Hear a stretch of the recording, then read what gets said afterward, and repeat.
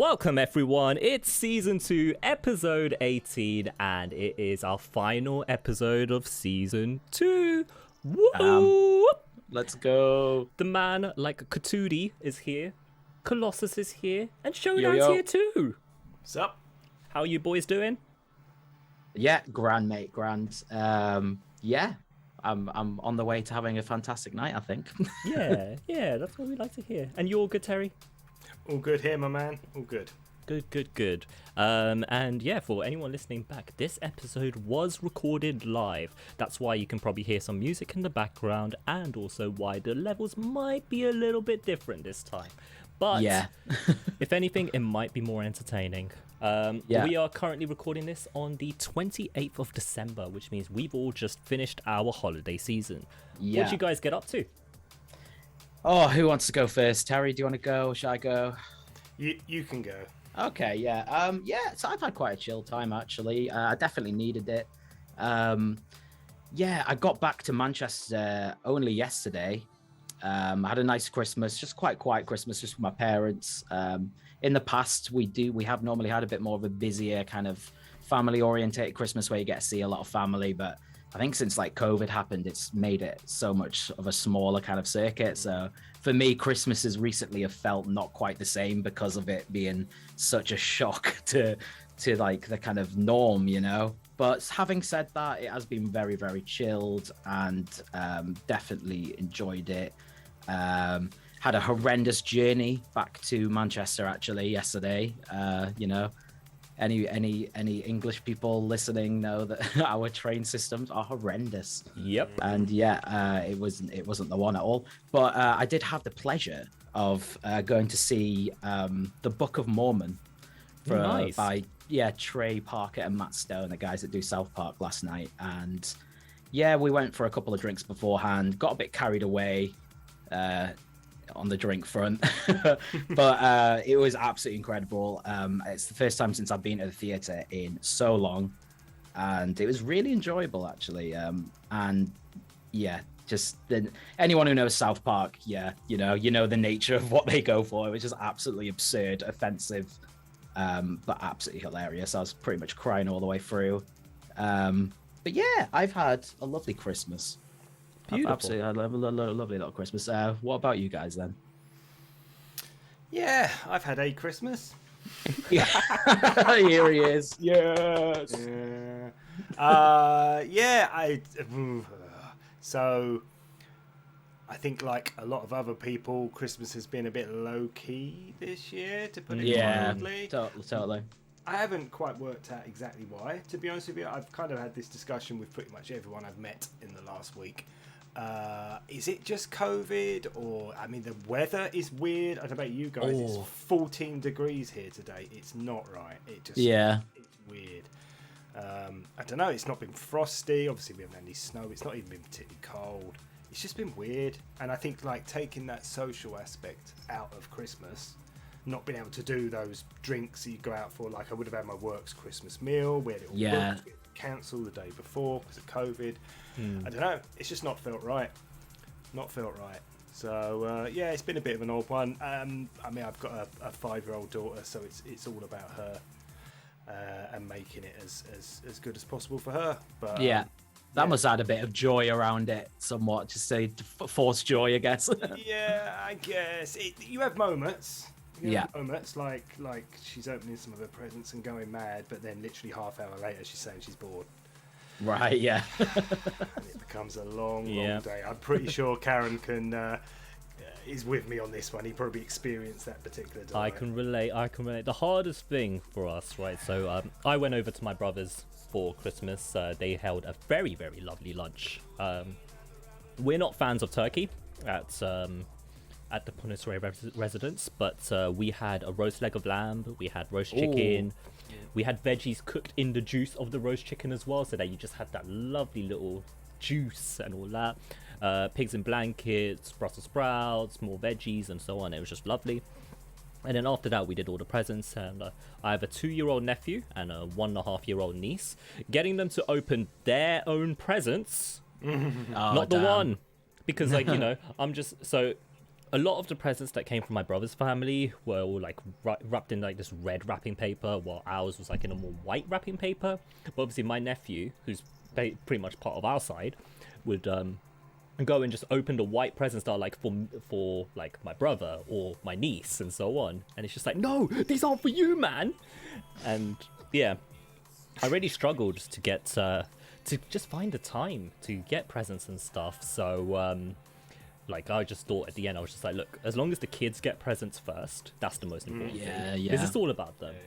They're a bit young to understand Christmas, but you know, it's still like the whole magic, you know, Santa's coming, although my nephew keeps saying Santa is Satan, and that's not good. Yeah. Outrageous. It's not good. But, Entirely different scenario. Exactly. And then we watched the Nativity movies in reverse order. For some reason, we watched 2 first and then 1.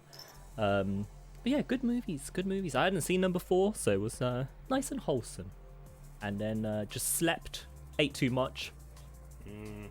And then Always the way.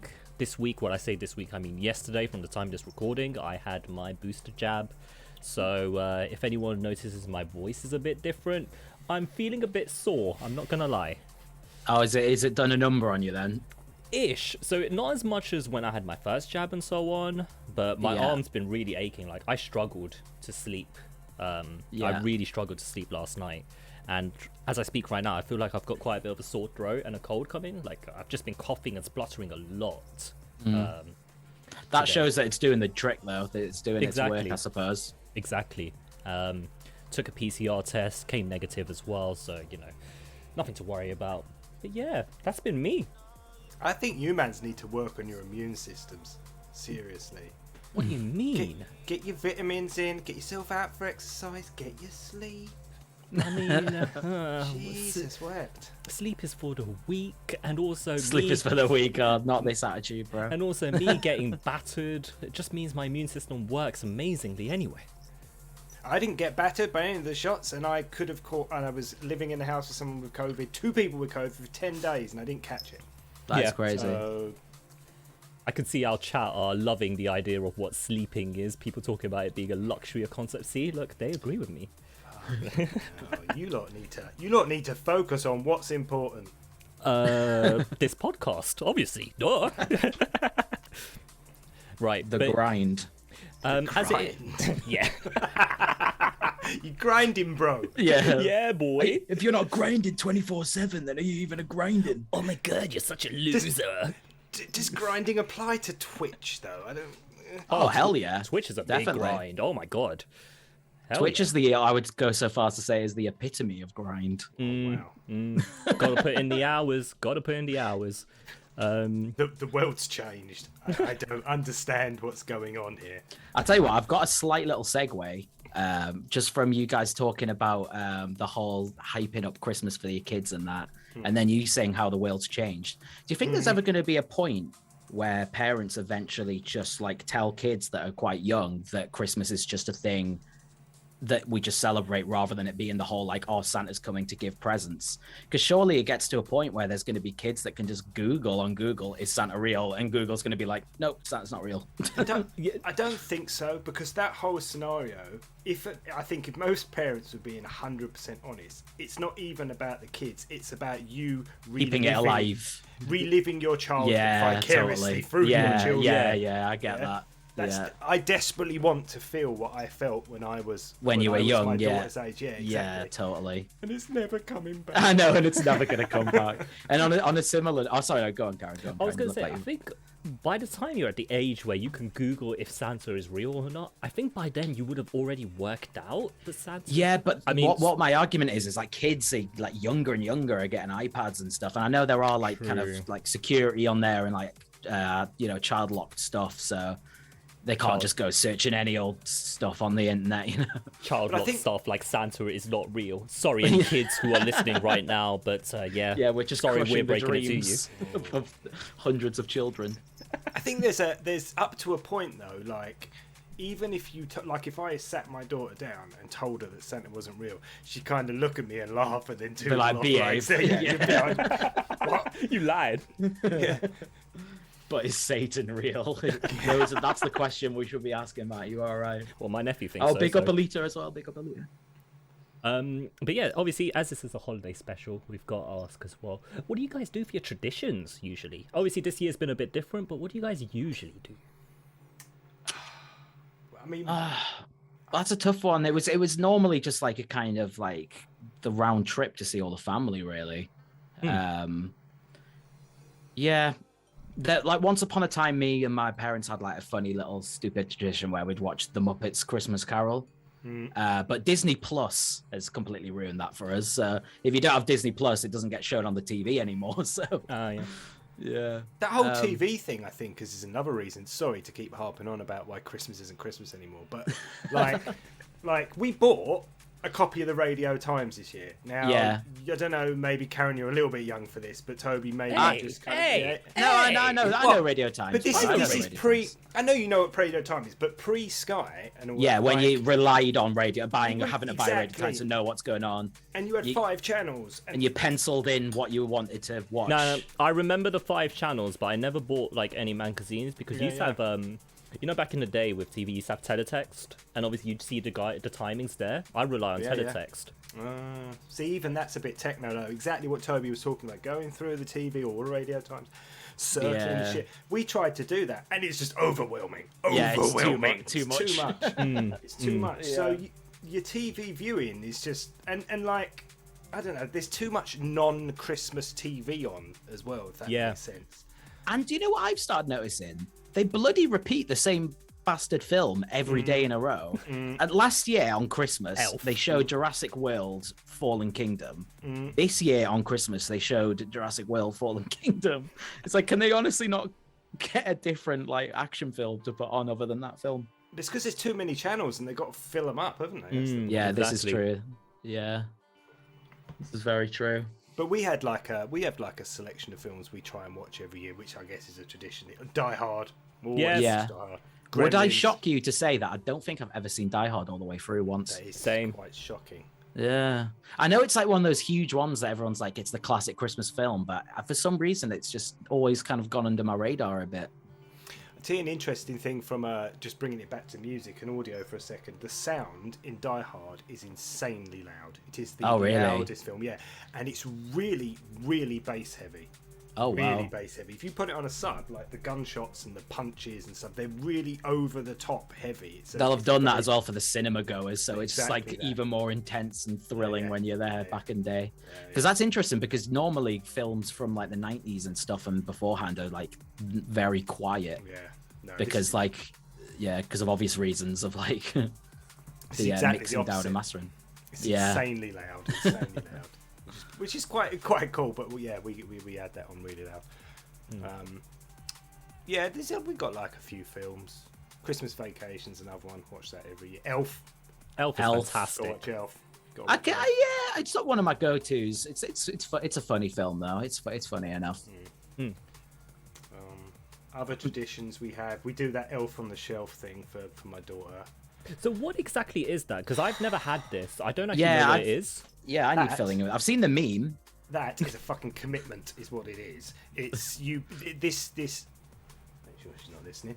This elf, right, turns up on the 1st of December and just basically hangs around your house until Christmas, like an uninvited guest, like an unwanted uncle or something that just had too much to drink. Exactly, like some creepy aunt who's like, "Are you still here?" kind of thing. And you kind of you position it in hilarious poses every night.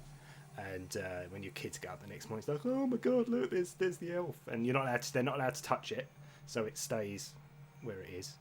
And then on Christmas Eve, it goes back to Santa to report back on the kids. It's kind of a bit of one of many attempts to get your kids to behave in the run up to Christmas. So creepy spy elf. Yeah, basically. Did it work? This just feels mean. She loves it. Every morning she's come down and like my wife puts in loads. But this is where like don't get me started on this. The whole commercial thing.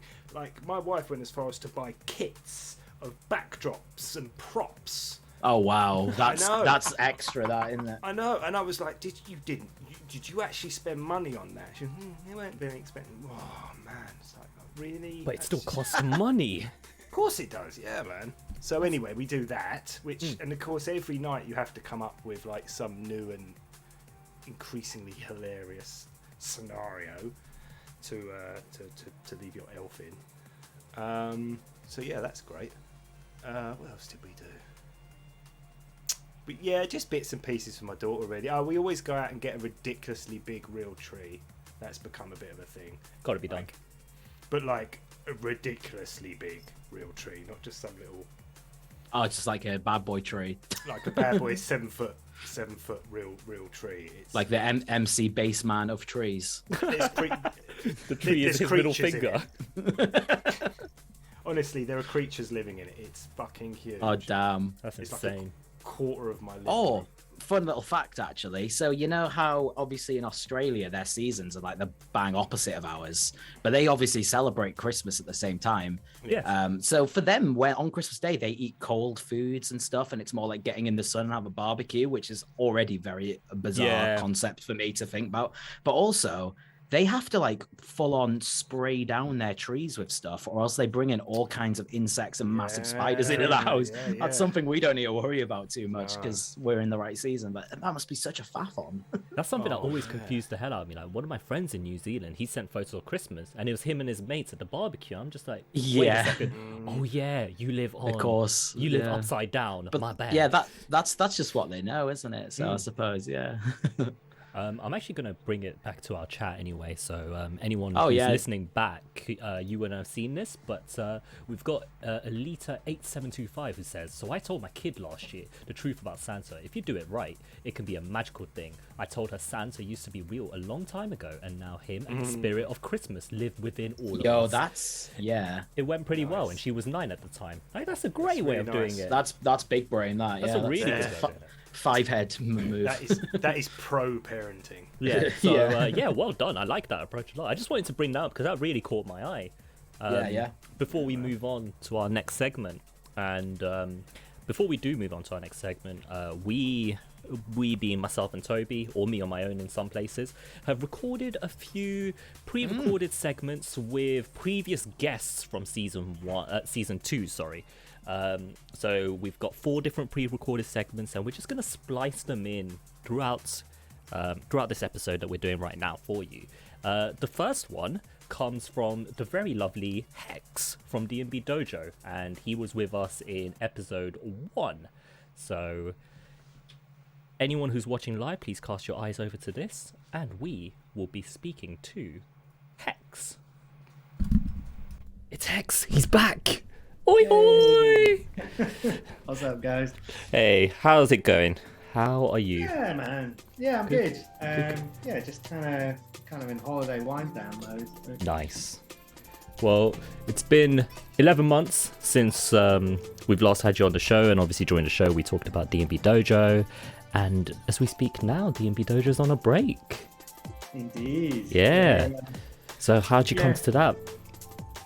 Yeah, it was a tough one because I've got a lot of love for the blog, but it's been 9 years, and like it was kind of getting increasingly time consuming trying to support everything through that platform. So I thought, maybe it's time to step back from that, do something a bit different, and just kind of focus a bit more time on kind of writing music, because there's this tension to my time, so I work almost full time. I work 4 days a week, but I work pretty much full time in my kind of regular job, and then the time that I had left over after that, there was kind of like the blog vying for that, and writing my own music, and all the other things that occupy your life. So I felt like it was time to step back from the blog and start doing a bit more stuff under my artist alias.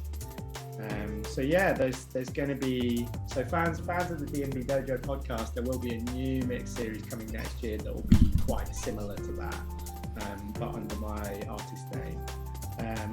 Otherwise, sort of all the other activities of the blog are quite time consuming, like premieres, of course, Q&As, all that kind of stuff. So it's just time to sit back on that stuff. And hopefully find some time to write more music. So. Have you found that since putting the blog to rest, that you felt a bit more invigorated when trying to sit down and write Hex music? Like almost like a new start almost. Sadly, I put the blog to bed and immediately got swamped in renovating the kitchen. Okay. All right. Never mind.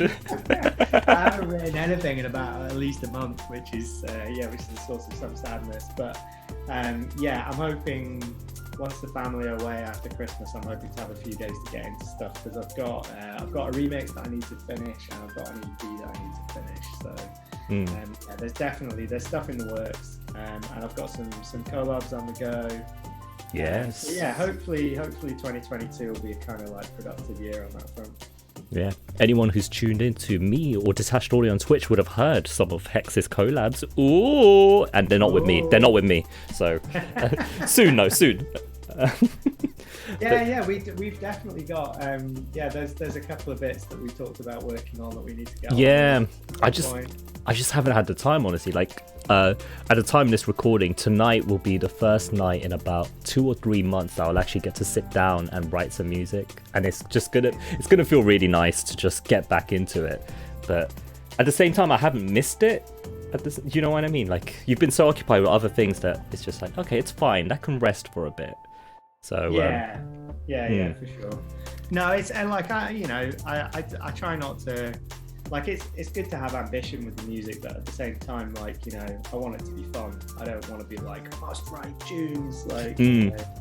So yeah, like I'm looking forward to kind of getting back on it, particularly. Like, the EP is finished and signed in terms of, it's pretty much finished in terms of compositions. It's signed at least provisionally, but that's pretty solid.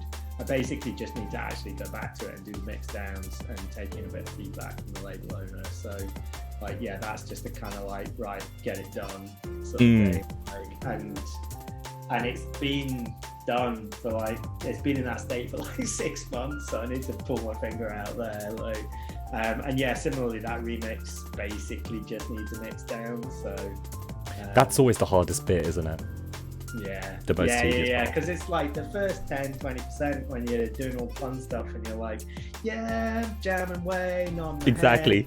Sounds in, like, and then you've got to just like listen to a snare for an hour. It's the worst.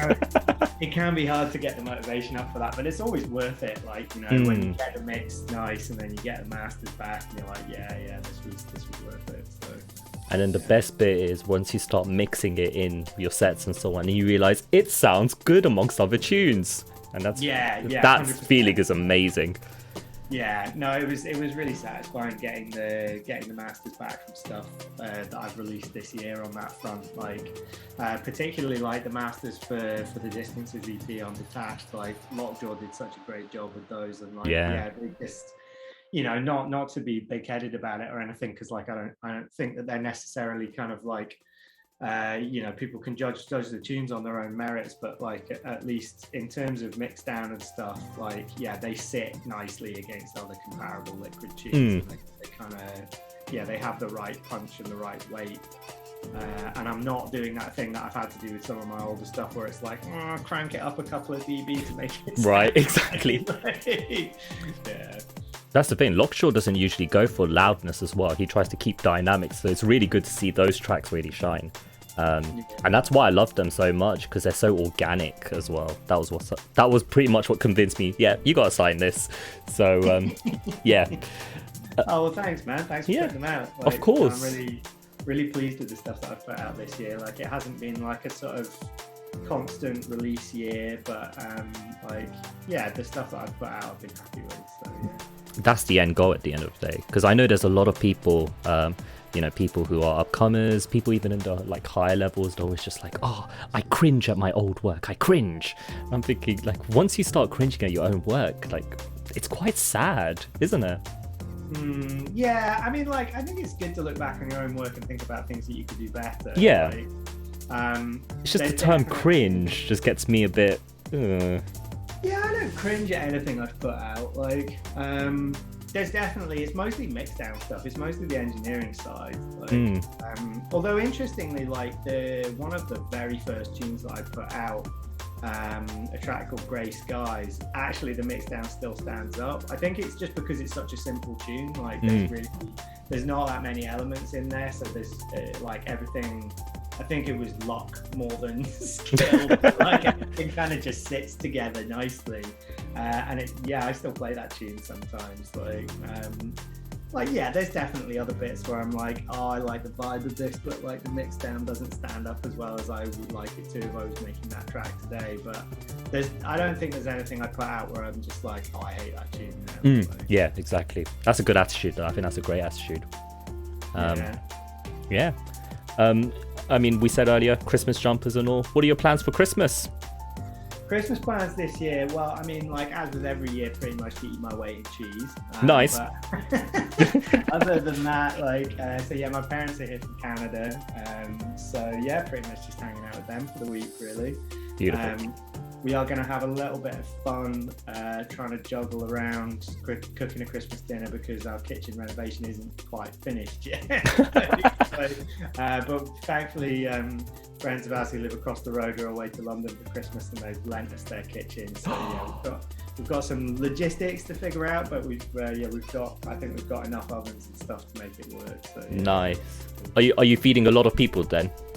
It's not tons. We've got so there'll be 6 of us. 6, okay. Decent size, good size. Yeah. Nice. It's manageable though. Like I wouldn't want to get into feeding like 10 or more people. Yeah, exactly. It's full.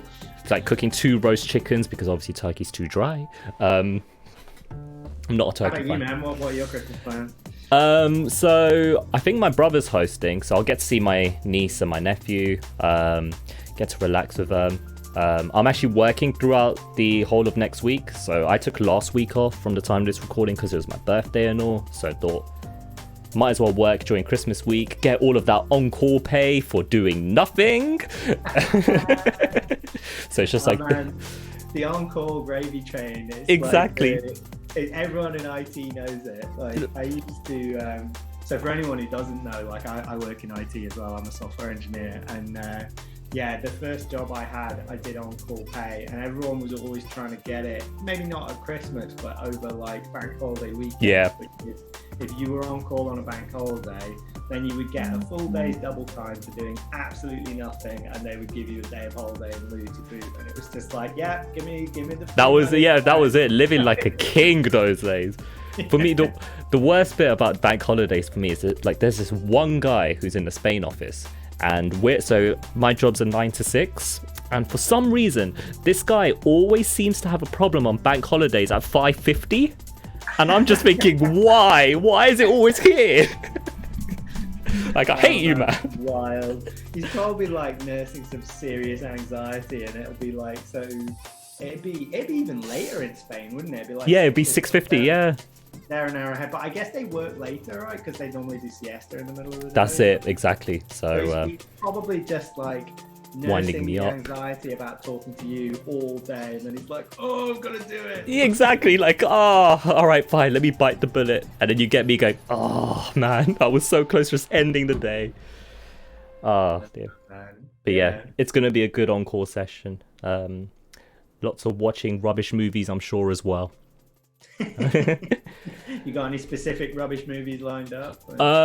Well, I was gonna say rubbish movies, but last week we watched the Sonic movie and it was pretty good. I really enjoyed it. It was actually good. See, I refused to watch it because it looked so preposterous, but like I have been told that it was like nowhere near as shit as everyone expected it. Yeah. It was definitely, like, I went in, my expectations were low, and I'm someone who grew up with Sonic. I mean, but yeah, no, I enjoyed it. Jim Carrey was, of course, the best thing about that film. I mean, you kind of know, right? Yeah, of course he's going to be the best thing that's going to be in the film. But no, it was, they took a few deviations from stuff in the actual series, but it was still like entertaining. Yeah. Oh, good stuff, yeah, maybe give it a shot. Apart from that, maybe because my nephew lives with us, I might have to watch the Paw Patrol movie. Yeah. See, I know nothing of Paw Patrol other than the fact that like one of my colleagues at an old job hated it. It's a bit. Like I think he used to complain that it was like kind of like morally questionable, like which did lead, like almost made me intrigued enough to watch it, but like not actually. I mean, it's not. I mean, it's a cartoon, first of all. So it. I mean, No, I think he was just like, I think he was looking at it as like this isn't necessarily teaching kids good messages. Like, but I don't. That's a fair point. I have no idea what his sort of beef was specifically, but like. That'll be an interesting discussion to have with him. Let's get him on the show next time. I know a bunch of parents who hate Peppa Pig, like yeah, because Daddy Pig I'm one of them. Bad rap apparently. Like, I'm one of them. Yeah, no, Peppa Pig is rude. She's just rude. She's just like, I'm just like, I am not gonna let any kid watch this. Peppa Pig is rude, and I don't want you to be rude. It's not great. Oh man, yeah, they get enough bad role models, eh? Exactly. So, you know, over here, like my nephew likes Spider-Man. There's like a Spider-Man cartoon for kids. So he's got so many Spider-Man toys downstairs that I'm just like, that's ridiculous. Dude, you're not even saying Spider-Man correctly. You calling him Shaman, but still. I guess he's not yet old enough to enter the Spider-Verse. No. He's only 2. He only turned 2 like a few months ago, so he's got a way to go. Yeah, but he just loves Spider-Man to bits. Oh man, whenever he's a bit older, like that film's a treat. Yeah, I hear the new one's a treat as well. The new movie. Yeah, I'm really looking forward to that. Yeah. Is it out? Like, It's out. Came out a few days ago, apparently. So. No way. I'm gonna have to get to the cinema and see that. So many people have been saying that it's like the best 2 hours of their lives. So. Nice. Yeah, exactly. Yeah, we'll wrap it up here. Before we do wrap up, though, obviously this is live, so our Think Breaks audience are probably in the chat, probably talking about Spider-Man now. Is there anything you want to say to our audience? Well, I mean, like, big shouts to everyone in the community. Like, you know, the Discord's massive. Like, just like it's such a random and entertaining place to hang out. Like, you know, I go through fits and starts of like some weeks I'm pretty active, some weeks not. But like, yeah, it's always entertaining to read through the chat, even if it's just like Jack making terrible jokes. Like, It's classic. Yeah, other than that, just like, yeah, Merry Christmas. Hope everyone has a wonderful holiday. And yeah, big shouts to everybody kind of writing music, keeping the scene fun. Yeah, see you all in 2022. Beautiful. And anyone who missed it at the start, don't forget to check out Hex's socials for the new mix series if you guys enjoyed the Dojo podcast, which why would you not enjoy it, right? So keep an eye out for that. DJ Hex DMB on SoundCloud, that's right. No, DJ Hex on SoundCloud. Right. DJ Hex DNB, basically everywhere else. Got it. I always get mixed up, so that was good. Thank you for that. No worries, man. But yeah, no, we'll wrap it up there. Again, thank you for coming on. Future Karan and Toby, back to you.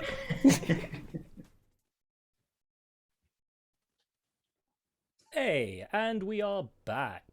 Hey. That was fun. It was nice to talk to Hex, I've got to say. I realised we talked an awful lot about movies, but yeah, much love to the Hex. For anyone who may not have checked his episode out, that was season 2, episode 1 that he joined us in. So yeah, sure our to very peep first that. episode of Yeah. season 2. Wow. Yeah. But yeah, before we go into the next pre-recorded segment, I thought we could have a quick chat. You know, it is the end of the year. A bit of reflection over the last year. How has 2021 been for you guys? Oh God, I mean, musically that's or life, doesn't matter which way. Yeah, it's been. I mean, like like musically, there's been some great things that have happened for sure. Some people might have seen a post I did recently. I'm not going to waffle on too much about it all, to be honest. But like the latter half of 2020, 2021 was quite a tough one, really. Quite a lot of challenges thrown in my kind of direction and whatnot. But also loads of good things did happen, especially like on the music front. So yeah, I don't know. I'm just wanting to go into 2022 with a more of a, I don't know, light-hearted kind of mindset and looking at things in a bit of a nicer light, even just trying to find a bit of light in the darkness. Because no matter what bad stuff can be thrown at you, there's always ways to kind of get through it and whatnot. But yeah, it's been an interesting year. I never thought that 2021 would be worse of a year than 2020, but I would go so far to say that for me it definitely was. I don't know if that's the same for you guys, but yeah. But on the plus side, I just want to throw this out because I should have mentioned this at the start. I have recently upgraded my phone for the first time in 4 years, and I'm sorry to say, I think I might have turned into a bit of a wanker. Oh no! Oh no! No, you've ascended. No! Oh, okay, yeah, you one of those guys. No! Are you one of those guys? No. Fully in the ecosystem.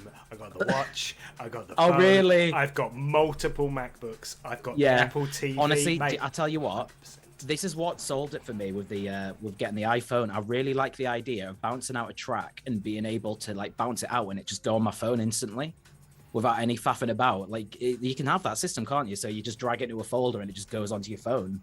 Is it like the AirDrop or something? I swear that's something. AirDrop. Yeah, AirDrop you can do. Whereas before I had to like plug a wire in, download a new app, like a Android to MP3 share app or some shit. And like, it's just such a like faff on.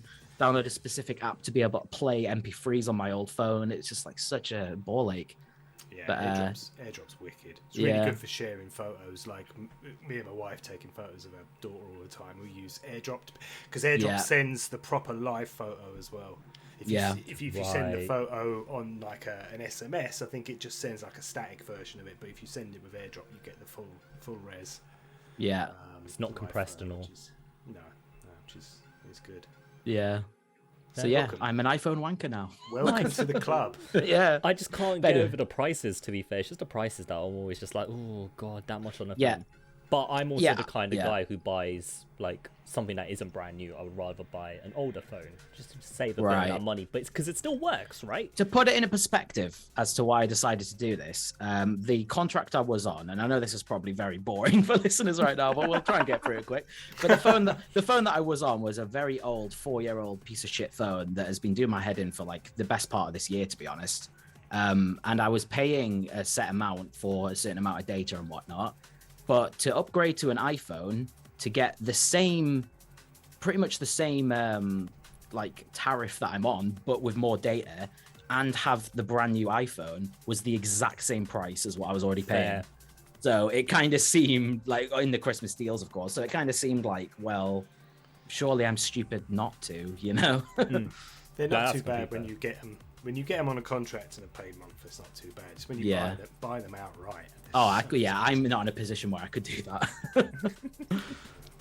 I? No, I don't anymore. I did, up until a couple of years ago, I was doing that and like having the cheap pay-as-you-go SIM. But now they're like $1,000. Yeah. I kind of derailed your topic, Karen, so I guess back to you guys. Terry, 2021, how has it been for you, musically or otherwise? It has been a mixed bag, to put it mildly. The year started horrendously badly. Of course. Really, really horribly.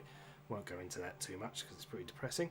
Got better as it went along, to be fair. Without going into too much detail, my wife was very ill at the start of the year.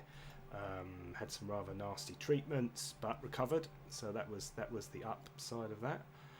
Amazing to hear as well. Yeah. Thank you. That was tough, really tough. And then obviously COVID kind of not fucking off as hoped. Work was pretty rough as well. It has been a pretty shit year, if I'm honest with you. But what I will say is that having like faced some pretty serious adversity in the last year, I do feel mentally I am a lot tougher. Yeah, totally. Really have tough. I mean, I've suffered with like anxiety and depression most of my adult life, and this year I've really got on top of it, mainly because I just didn't have any choice. Like I've been through situations this year where I don't have. Crying in the corner wasn't an option, kind of. Yeah. Thing. Just I couldn't do it. I had to be strong and do some really fucked up stuff. So yeah, like adversity builds resilience. Resilience. That is exactly the word. Great word. Resilience. got a bit better towards the end of the year, and I'm hoping well, next year can't be any worse. Like I can't see how it could be a lot worse than that. Yeah, this is what I'm looking at it at. Like, it's surely we're kind of heading towards a direction where COVID, I feel, is always going to be something that's kind of existent, but maybe with the variants becoming like less and less strong and less of a problem, it can slowly start to shift into the whole kind of normality of like, I think it is. I've been talking to a few people about this, and apparently this is how viruses work. They basically do start off when a new virus appears. It does tend to be quite deadly, and then it kind of mutates a few times, and then it settles at a point where somebody said to me the other day, it's not in the virus's benefit to kill everyone. Yeah. Because it needs live hosts, so it kind of eventually settles down to like a cold and the flu, where it passes around but it doesn't actually kill everybody, and that's probably where this thing's going to settle. And whereas in the past every year you'd have a cold, now you're going to have COVID every year, and it's just that's it. Well, because technically, I don't know if this is me waffling. It probably is me waffling, but obviously there was like the whole like Spanish flu thing back in the day, right? But we probably have some form of that as a common everyday cold kind of thing. But that is what it once used to be. So that's probably in the next 100 years, if the Earth is going to last that long. That's probably what COVID will turn into. You know? Yeah, totally. So I'm with you there. I think next year will be a lot easier. Yeah. Excuse me. Fingers crossed, mate. Fingers crossed. I think everyone needs it. What about you, Karen? Yeah, a bit in the middle for me, I think. It's been a very busy year. That's what I've noticed, and it's really made me think about sort of like commitments, how to prioritize my commitments as well. A lot has happened, things I won't really get into because, well, personal stuff and not really worth saying it on an episode. But you know, there's been some ups, there's been some downs.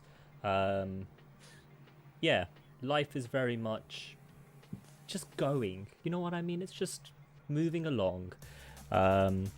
Musically as well, it's been pretty nice. It's been a very quiet year for me, but then I had Toby remix one of my tracks, and that was like a massive highlight. Please.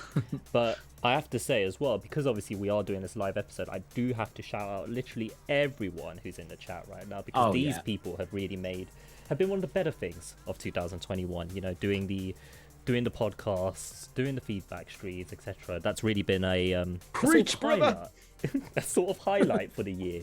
So shouts to everyone for that.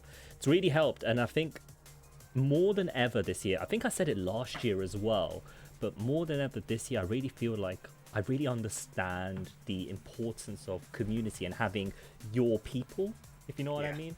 The people where, like, you know sometimes when you're in a bad mood or you're not feeling great, and you can just talk to someone on the internet and just know that they've got your back.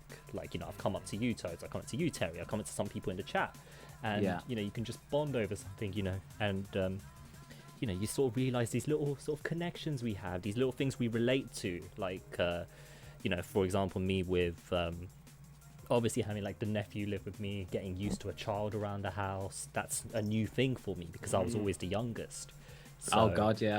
So hearing from, like, for example, Jack from Terry as well, how they handle like kids in the house and so on, it's quite cool to know that, because then I'm like, oh, okay, look, this guy gets it. All of my situations are a lot less 24/7 than theirs, but it's definitely been that. So I've got to say massive lots to everyone. But 2022 onwards and upwards, I guess. I guess I want to add to what I just said as well, because it was a bit doom and gloom.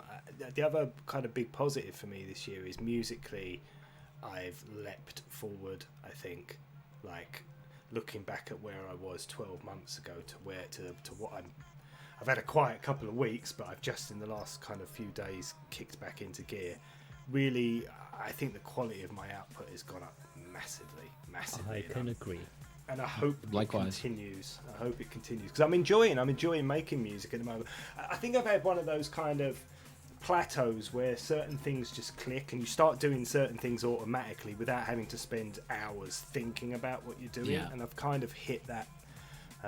And your ears attune as well, don't they? I think after a while, and that's happened. So I'm really grateful for that and really enjoying my music at the moment. So hopefully that will continue as well. I know I said it to you privately, Terry, but I have been playing a lot of your dubs in some of my DJing streams now that I've started that since Christmas. Boy, let's go. Yeah, because obviously we had a detached party last week, and it was for Options release, and he asked me to do a set, and I managed to move all my music over and do a set live with my very fancy decks, which I could actually show you guys. But yeah, since then I've been starting to do my own streams, DJing like on Wednesdays or like special occasions.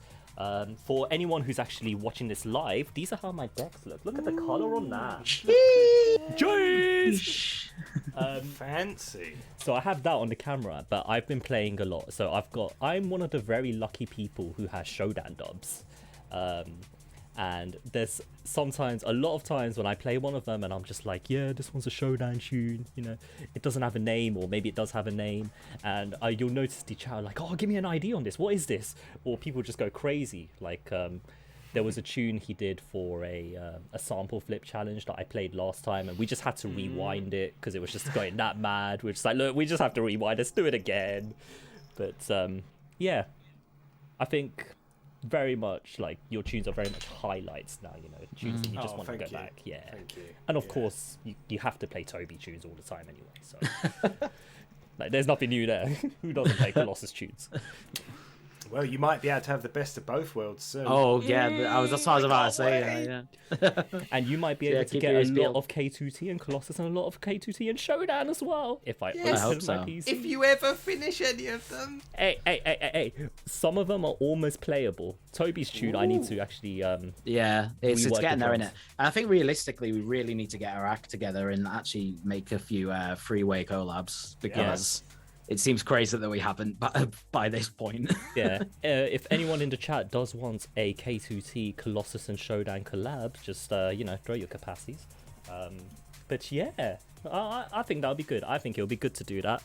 But yeah, sorry, back to the whole 2021 thing. It's definitely been a year of learning as well. That's something I want to add. A year of learning. With the podcast as well, I mean, I know Toby, for example, we started season 2 not being sure what to do because we were one man down. Yeah. And it's kind of weird to think how far we've grown the podcast in the last year. With the Patreon, with the Discord, with the shows themselves. So yeah, thank you for being my partner in crime, dude. Oh, mate, of course, mate. Yeah, gotta do it. Of course, it's been a really great year. To be fair, it's I feel like we've learned a lot, and we've learned especially what kind of works, right? Exactly. And I think it's more about just doing what.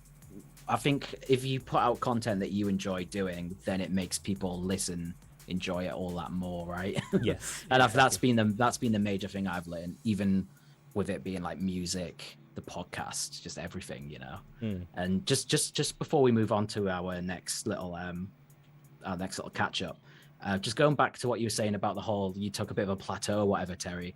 One thing I've really kind of started to appreciate this year is that sometimes taking those breaks are like very important. And it's all well and good beating yourself up by being like, oh, I wasn't productive enough during those months. But realistically, if your brain's like creativity is switched off, it's done it for a reason, because it needs to rejuvenate, it needs to get back up, and you need to do a bit of kind of, I don't know, you can call it soul searching or whatever, or just like literally just like getting your creativity back into form. It's those periods you shouldn't beat yourself up over it, and that's the main takeaway I think I've got from that. I quite deliberately took a month off. Like Yeah. in You December, should, yeah. I just like, I knew I had other stuff going on, and I knew that I was getting to a point where exactly that mind space you were just talking about there, Tobes, like, oh, I should be making music. I should. Yeah, and it's not healthy. That's it's not gonna make you make better music, is it? By just beating yourself up about it. No, exactly. And I came back like fresh, and I kind of think of it in the same way as the same role that sleep performs. Like in your normal day life, it's that processing what's gone before, and kind of imprinting those memories and stuff. So you need that kind of rest space in between like your periods of intense. So productivity. important. Yeah. Man. Yeah, I know we were joking earlier about how sleep is for the weak, but let me just assure you that none of us think that. Sleep is so important. Yeah, totally. You can't be 100%. You gotta look after yourself. Yeah, you first, everything else second. Yeah. Yeah, I think that's a good reflection of the year. And of course, anyone who is watching us live, if you guys want to let us know, and also the people listening back, if you want to get in touch and let us know how your 2021 has been, you know, you can email us at think.breaks@gmail.com, or you can get in touch on the Discord, anything, comment sections as well. Feel free to go at it. But we're going to go into pre-recorded segment number 2, and this is from one of our guests from season 2, episode 3. We couldn't get both of them back on, but we have had the very big pleasure of having Fleur Anastasia come back for a quick catch-up. And you know, Fleur Anastasia is such a queen, so yeah, this was a great chat with her, and I had Toby by my side as well. So I hope you guys enjoy. Hey everyone, we are Karan and Toby from the past again, and we hope you're enjoying the live show. Another one of these little pre-recorded segments, this time with a guest who came with us on episode 3. Fleur Anastasia's back! Woo! How are you doing, Anna? Oh, good moves. Thank you. Thank you so much for having me. This is awesome. It's always so lovely to chat with you guys. Yeah, Yes, of course. it's been a pleasure. All okay in Likewise. your world? Yeah, you know, I was just about to say 2020, you know, it's 2021. It's crazy, isn't it? Still We're feels nearly like into 2020. 2022. It's mad. I don't know what it is. How are you guys doing? Yeah, all good. Feeling Christmassy. You know, we've got our Yeah. Christmas jumpers on and all, so... Yeah. Yeah, Hopefully. I was gonna say, love the backgrounds and only just noticed your Christmas jumper. Yeah, see? Sonic the Hedgehog. Yeah, No, we're... it's so funny. I was considering, I have like a Christmas sweater in storage somewhere, and I was thinking about finding it, or like some sort of like reindeer things, but I don't know. I also have like a onesie. I think I might wear it on actual Christmas Day. Like, Oh Yeah, yeah, of save course. it You for have to have a Christmas, onesie on Christmas Day. yeah. Awesome. But yeah, so you were on the show in March, so it's been 9 months since we last spoke to you on the show. How have things been for you? I mean, we know the album's on the way. Yeah. The album is on the way. Yeah, I think things have been okay. Things have been good. You know, always kind of ups and downs, life, what have you. Yeah. Definitely ready for a new year. I feel you. At the same time, I'm also feeling like, oh man, there's so many things I want to like finish in this year so that I can like move on to the new year, and then it's like starting fresh. So definitely want to do a bunch of things over the next little while. But looking forward to the new year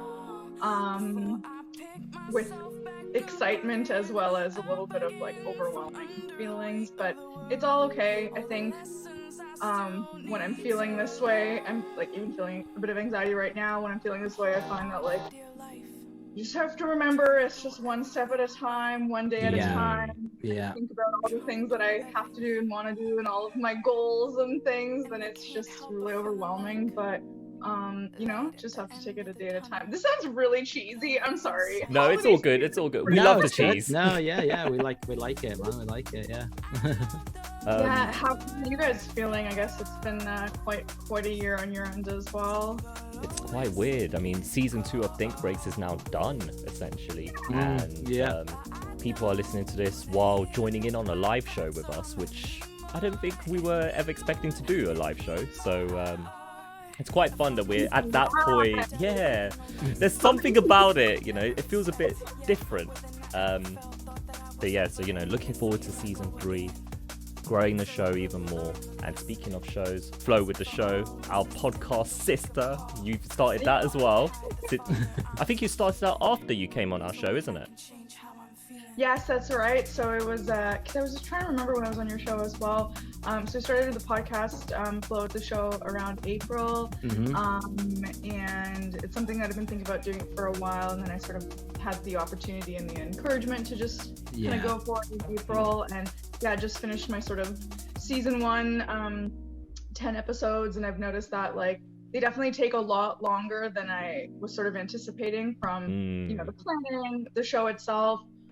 Because it's a video show as well, there's like a lot of editing and then to make the clips and then all of that kind of stuff. But it's been really good. I've definitely learned a lot more than I was anticipating. Like I knew it would be like quite a journey, but there's been a number of things that sort of happened as a result of the podcast. Like, you know, for example, I had conversations with Becky Safe was on my show, and we talked like addiction and things like that, and then like my mom ended up watching that episode, and then it like opened up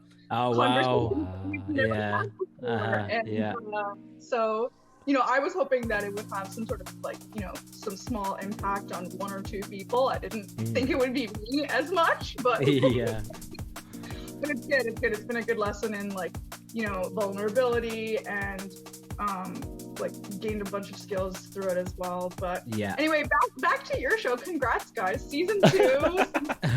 Thank you. Thank you. It feels good, and we're so glad you were a part of season 2 as well, because absolutely, that show was definitely it seems to have been an audience favorite, that one as well, having both you and Tier on. So and Tier sends his hellos as well. He's currently at work. Shout out Tier. We send love back to Tier, of course. Still have the album on repeat. I haven't talked to anyone today, so I'm like, how does one... you've got to let the energy out. Of course, it's perfectly fine.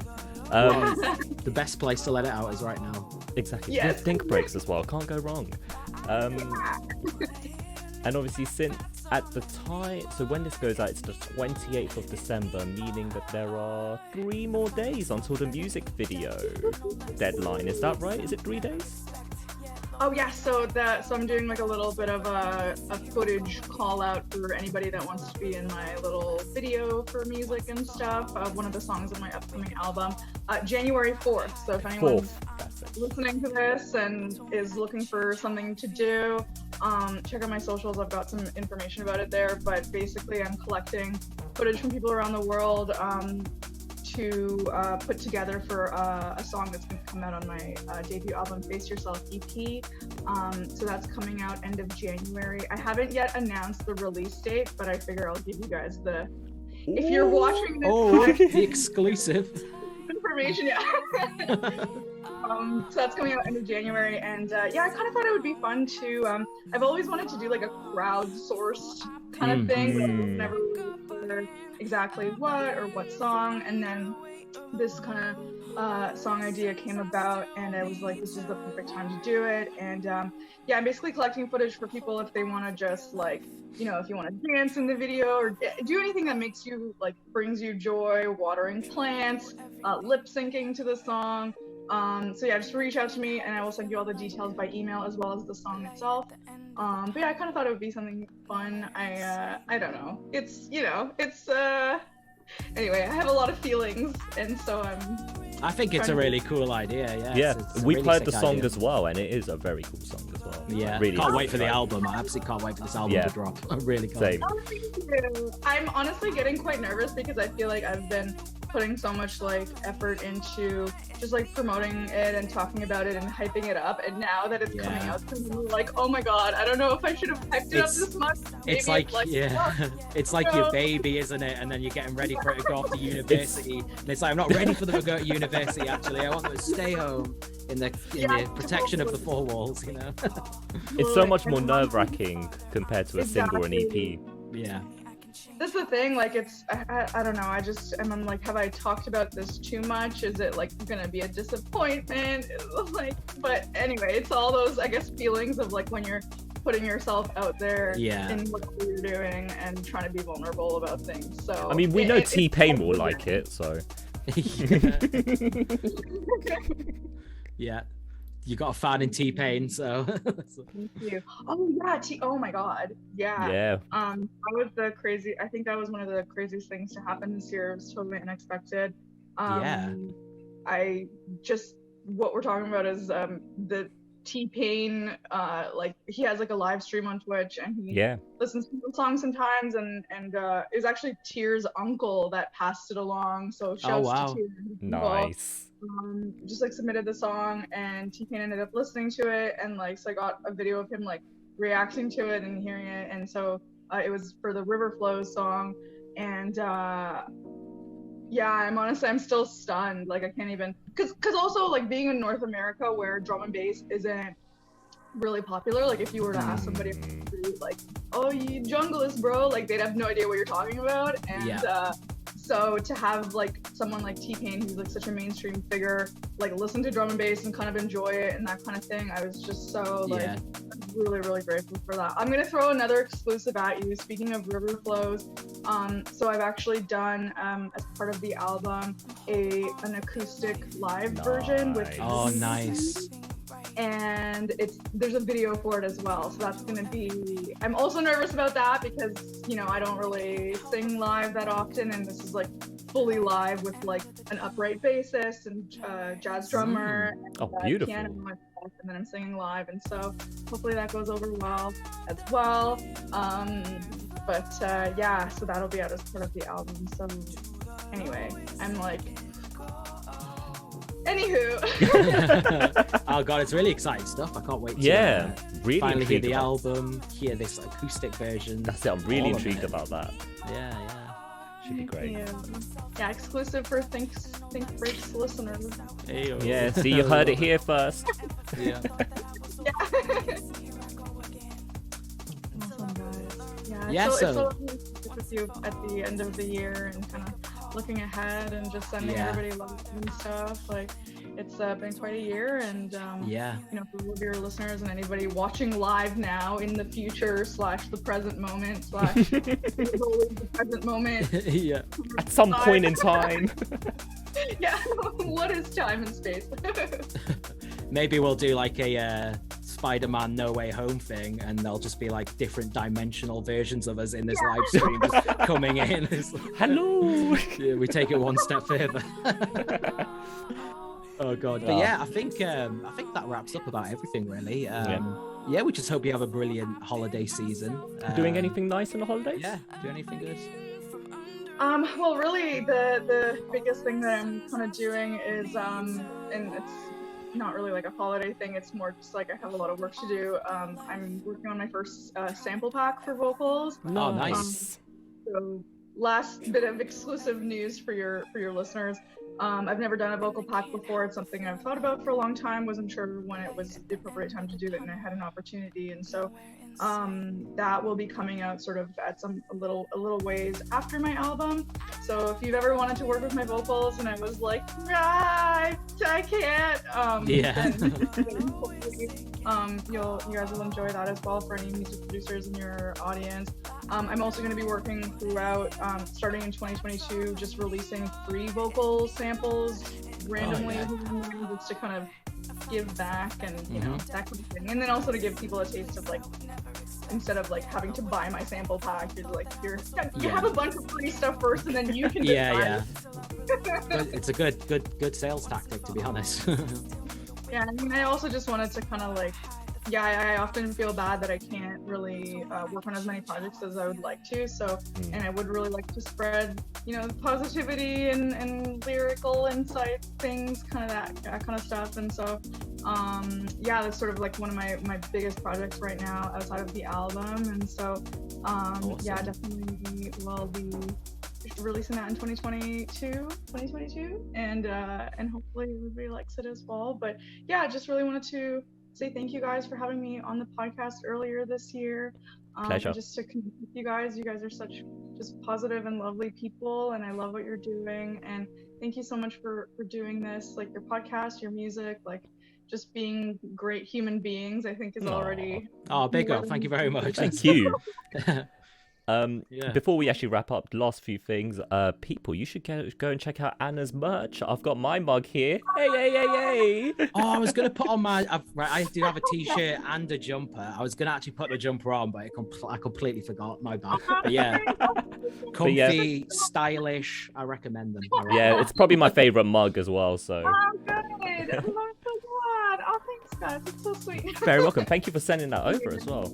On a real though, I do wear that white jumper, the white kind of what would you call it? What's the actual name for it? Is it crew neck? Crew neck, You know, like yeah. When it's like that, right? Yeah. I wear that all the time, and the t-shirt as well. Well, in the summer I wore the t-shirt a lot more, but yeah. Thank you. Yeah, it's so funny because I did a bunch of like test prints of like all of the merch that I have, and so literally kind of almost every day I'm like wearing a piece of my merch. I'm like, this is just. I mean, I'm not really going anywhere, so I'm just like. yeah. It's comfy. Flexing, flexing to yourself, you know. Just this is me. Hello, me. This is me. Thank you guys so much. Yeah, honestly, wish you guys all the best for the holidays and for the new year and anything that you're up to over the holidays and for next year. And just, yeah, really lovely to connect with you and wishing everybody all the best and mwah. I was gonna say if there's anything you want to say to our audience, but I think that says it perfectly. That sums up perfectly, doesn't it? Yeah. Even more for the chat. Thanks so much, guys. No worries. And yeah, everyone watching, see you guys in the present day now. Over to Yeah. our usual selves. Peace. Hey. And we are back. Yes, that was with Flo Anastasia. Really looking forward to our album, eh? That should be good. Can't wait. Mate, it It's gonna be will. so good. Yeah, man. Yeah, and of course that tune in the background was River Flows by herself, featuring Ninfo on the production. So yeah, Absolute tune. Yeah. right, yeah, lovely tune. Toby, I believe you've got a quiz for us. Yeah, so I've put together a little quiz, a little Christmas-based quiz. So yeah, chat, feel free to play along. Yes. What I'm gonna do is obviously I'll ask the question and then I'll get an answer from both of you. I'll give you about. I'm gonna give you about 30 seconds per question here. So hold up. Is it me versus Karen? Yes. Yeah, Which essentially. means I will lose, and Yeah, man. as You will. Oh, all right. I didn't expect to be threatened. And obviously, as the people watching live can see, we have a scoreboard for me against Terry. Oh, so, here we go. Here we go. For Yeah. real. Yeah, chat. It's Feel on free Punk. to play and Ooh. yeah, get involved. Listeners at home, you'll probably be playing along. Yes. Yeah, some of the questions they start off pretty easy, I'd say. We've got some weird statistic questions, and I'm not gonna lie. Towards the end, it does go on a bit of a mad direction, so get prepared. You all know me by now. You know I'm a little bit way, a little bit woo. You know. Oh. No. Okay, let's just get into it, guys. Let's get into it. Okay, so first off, we're starting very easy. So mistletoe, you know mistletoe. Yes. What color are the berries? That's what I want to know. Is this? Are we just shouting out answers? Or Shout or what? I'll give. Yeah, are you confident with your answer already? I think it's white. White. Yeah, white. You both say white. Okay, correct. No. You Yeah. both get a point. Oh, you were. Yeah. No, sorry. I think I was thinking of something else at the time. No, you both get a point now. Yes. Okay. Oh wait, we get a point. I need to update these scores.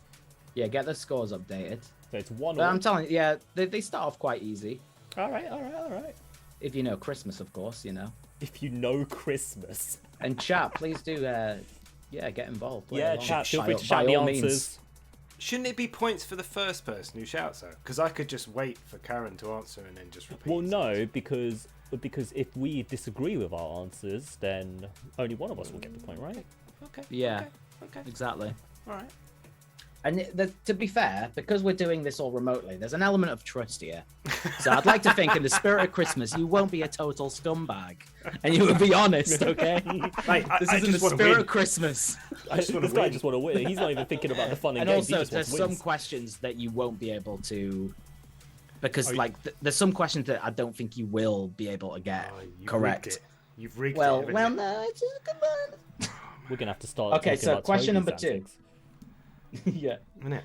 Question number 2, guys. So, Not including Rudolph. How many reindeer does Santa actually have? Not including Rudolph. Not including Rudolph. I'll give you time. You don't need to rush. You can have a Okay. little think over it, guys. I think I've got an answer. Yeah, I'm going with 11. Oh yeah, I was gonna say 11 as well. 12 reindeers in total, so 11 Yeah, excluding Rudolph. Okay, well, you're both wrong. Really? Damn it! The answer is 8. As in, Serious? So eight I reindeers want to and say, Rudolph. I just want to shout at chat right now. Harry, big up. Hey, Mac, big up. Scalagrim, you included Rudolph in that, my friend. I said big up. Oh no, Scalagrim did correct himself. He So did. quite a lot of people right now. Nice, have gone nice. for 8. So you know your yeah, that was a typo. I know. I like how you shouted at Harry for ransom when Haymack is also Harry. Just like, yeah, I know. Yeah. So such confusion. Mate, there's the real answer from Mr. Burnt Yogurt there. 0 since he doesn't exist. oh damn, oh damn. Wow. Who hurt you, Matt? Yeah, who hurt literally, you? Jesus Christ. Okay, so now you've got a chance to redeem some points here because I want you to name as many as you can. Hang on, somebody's just written them all in the chat. Oh yeah, Are you yeah. kidding? I'm just gonna spam. There we go. So now we can't see the chat. Did you see it? Yeah. I saw a few. but I'd be lying if I can remember 'em. Echomatics. Echomatics. What have you done? He knew it. I mean, Oh no. so obviously we're gonna have to skip that question. We're gonna have to skip. They're spamming it so everyone can see. We're gonna have to skip that question. But I remember before I even saw the chat that Vixen and Prancer were 2. That's all I knew. I didn't know the Yeah, others. fair enough. But I'm not Yeah, gonna to give be myself honest, points on that. Donna is a bit of a wild card, isn't it? Donna? Yeah, I'd have got Dasher, Dancer, Prancer, Donna, and Blitzen. I don't think I'd have got. You wouldn't have got Vixen. No. Comet's a bit of a weird one, and Cupid. Cupid? I've Yeah, never heard of Cupid. Cupid. Who the hell's There's a Cupid? Cupid? I didn't know that. Cupid's just some random mandem. So obviously, random. So obviously, for people who are listening back, the answers are Dasher, Dancer, Prancer. Okay, I Vixen, tell you what we Comet, should have done. Cupid. Maybe you two close chat right now. I can't because otherwise it ends stream. Oh yeah. Okay, well, Karen, I'm putting my trust in you right now. Can't you okay? minimize the window? No, because I've got the window of like how the stream looks as well, and obviously I can see the chat box there. James, look Steve, away. Donna, James, 2, Leo, Doug, Johnny Boy, and Matt. Donna sounds like a Turkish food. That's what I'm saying. Jerome. True. Doner kebab. Do you know what? Just on a complete tangent, right? You can now get vegan doner meat, and it's wicked. It is all right, I'm isn't not it? surprised. I'm not surprised by Yeah, that. they've managed to do a good one there. But okay, yeah, we'll swiftly move on. Yes. Swiftly. Yeah. So I just want to know: are they male or female? They're all one gender, but is it male or is it female? Well, I tell you never what, knew that. I mean, Yeah, they're all the same. They're all the same gender according to Christmas law. I'm gonna I'm say gonna they're go with female. Female, but that Yeah. makes things weird. Are you both going with female? I think they're Because Rudolph female. is clearly male. Okay, what are chat saying? What did chat think? Does anyone? They've got the antlers. Males lose them in the winter. I missed is the that- question. Okay, Soppy, They have they're to be female, right? I said the male. Okay, well, according to Christmas law, they are female. No So way. that is why Rudolph's nose is red. All right. He's just blushing. Because he's just like he's got some ladies. He's got eight. Hey, he's got the Ooh. he's got the gal. Give me the Eight- gal. eight- Give me the gal. them. 8 gal them. Wow. But yeah, according to the internet, they're female. Chat, feel free to put me in my place and prove me wrong. But Well, I think chat are just done my angry that they research learned over here. this. Okay, question number 5. So this is a fairly easy one, I believe. Okay, so Mexico obviously celebrate Christmas. Every country celebrates Christmas in their own way. So Mexicans, they tend to break something during the Christmas celebration. What is that thing they break? I'll give you a few seconds, Let chat have a think about it as well. The sound barrier. I could make a very bad joke, which I'm just going to say for off stream. Were you going to say the border wall? Yes. Oh my god, Kat, that is not on. This is the spirit of Christmas. I knew someone was going to bring it up, okay? This is the spirit of Christmas. Okay. Break for the border. Um, Do they brain. It's not this one because that's a Greek thing. You were going to say plates, weren't you? Yes. Yeah. Pinata? Okay, is that your final answer, Terry? That's the only answer I'm going to give you. Okay. Fair enough. Karen? Cups. Cups. And Terry gets the point. It is the pinatas. Oh, nice. It's a bit Well obvious, done, isn't Terry. it? But you think It you don't is. really associate it with No. Christmas, do you? But apparently No. so. Apparently so. Christmas pinata. Yeah, apparently so. I like the idea of pinata because it combines violence and sweets. And you know, like Like they all are the good best things. combo. Two of my favourite things. And now you can do it legitimately at Christmas, which just makes it even better. If history Alright. has taught us anything. Think Breaks goes to Mexico next year? Okay. So yeah, swiftly moving on to question 6. In which European country do they play the classic Christmas game of hide the pickle? I'm gonna go with Norway. All right. No, sorry. Can I change that? I'll allow it. Okay, I'll go for Denmark. Okay. I'm going to go with Sweden. Sweden. What a chat saying. Have we got any guesses in here? Okay, we've got one guess so far. This sounds like some Swedish nonsense. I was immediately looking for Skallagrim to confirm or not. And he's offended. Okay, but Skallagrim, I will tell you right now, is right with Germany. Oh, okay. Apparently it's okay. Germany. So Yeah, I'm afraid Yeah. I don't know we're what it not was dishing about out any pickles, points. but I didn't sort of associate pickles with Germany for some reason. Because Scandinavian cuisine pickles Exactly. is a key element. they love it, don't they? They love a pickle. Okay, so staying on the topic of like the different countries during Christmas. So in Japan, during Christmas time, they tend to celebrate it with a certain fast food. Oh, I know Can this you one. name me that fast food that they they go for during Christmas time? Maybe wait a bit, Karen. So I know this one, so I'm going to let Terry answer okay, first. Terry, I want you to go first. Yeah, that's good. That's good.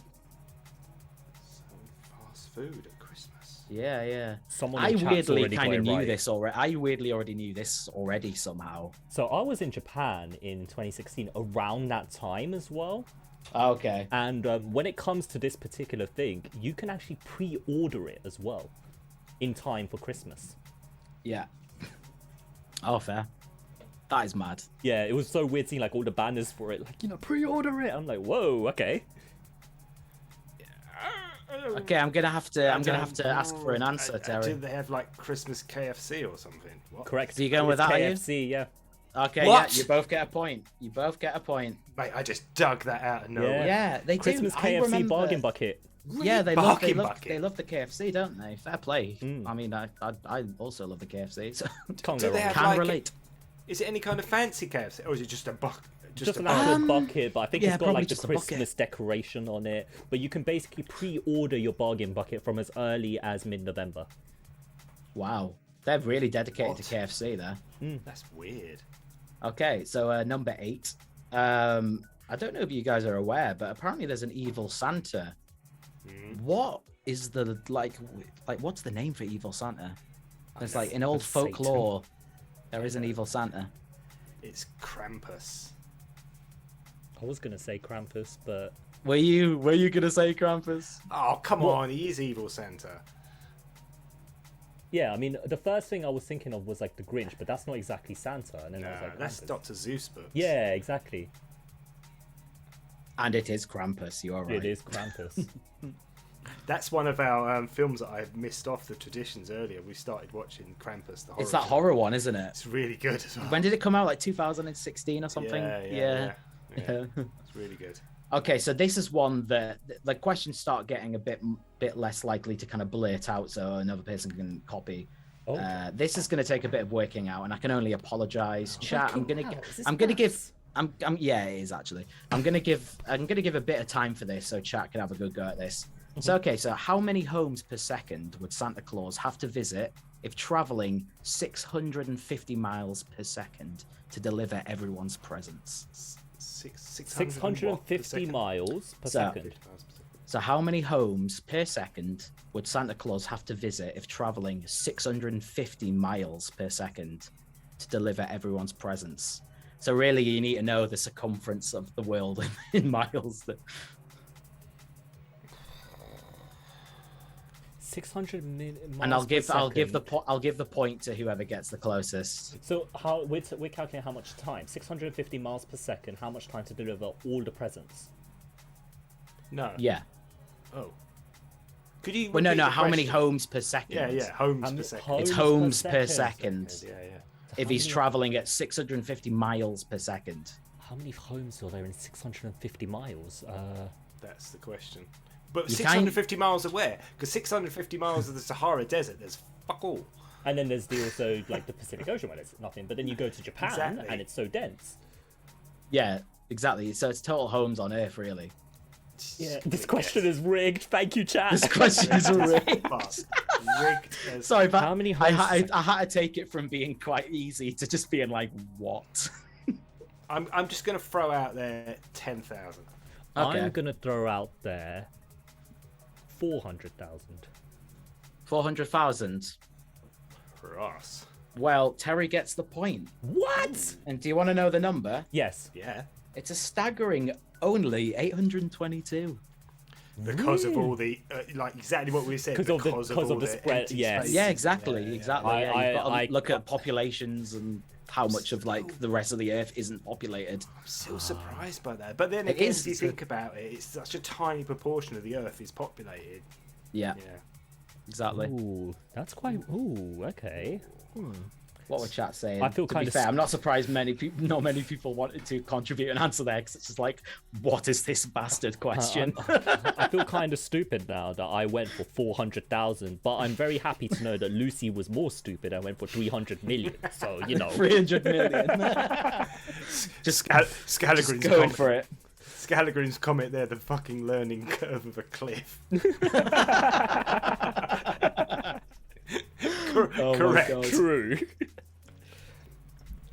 Okay. Right. Okay, yeah. So question number 10. And after this question, we only have 5 questions left. It's not too long of a quiz. All right. And I'm not going to lie, from question 12, it gets a bit, goes a bit west. What do you mean let's say. gets? What do you mean get? Goes a bit No, west. it's going to get Gone. even west. No, it's going to go even wester. I Or promise you wester. that. Seriously, Come on, this West. is me that's put this together. God. Right, okay, so Xmas. We all know that annoying term Xmas that we all use just happily is actually a religious term. True or false?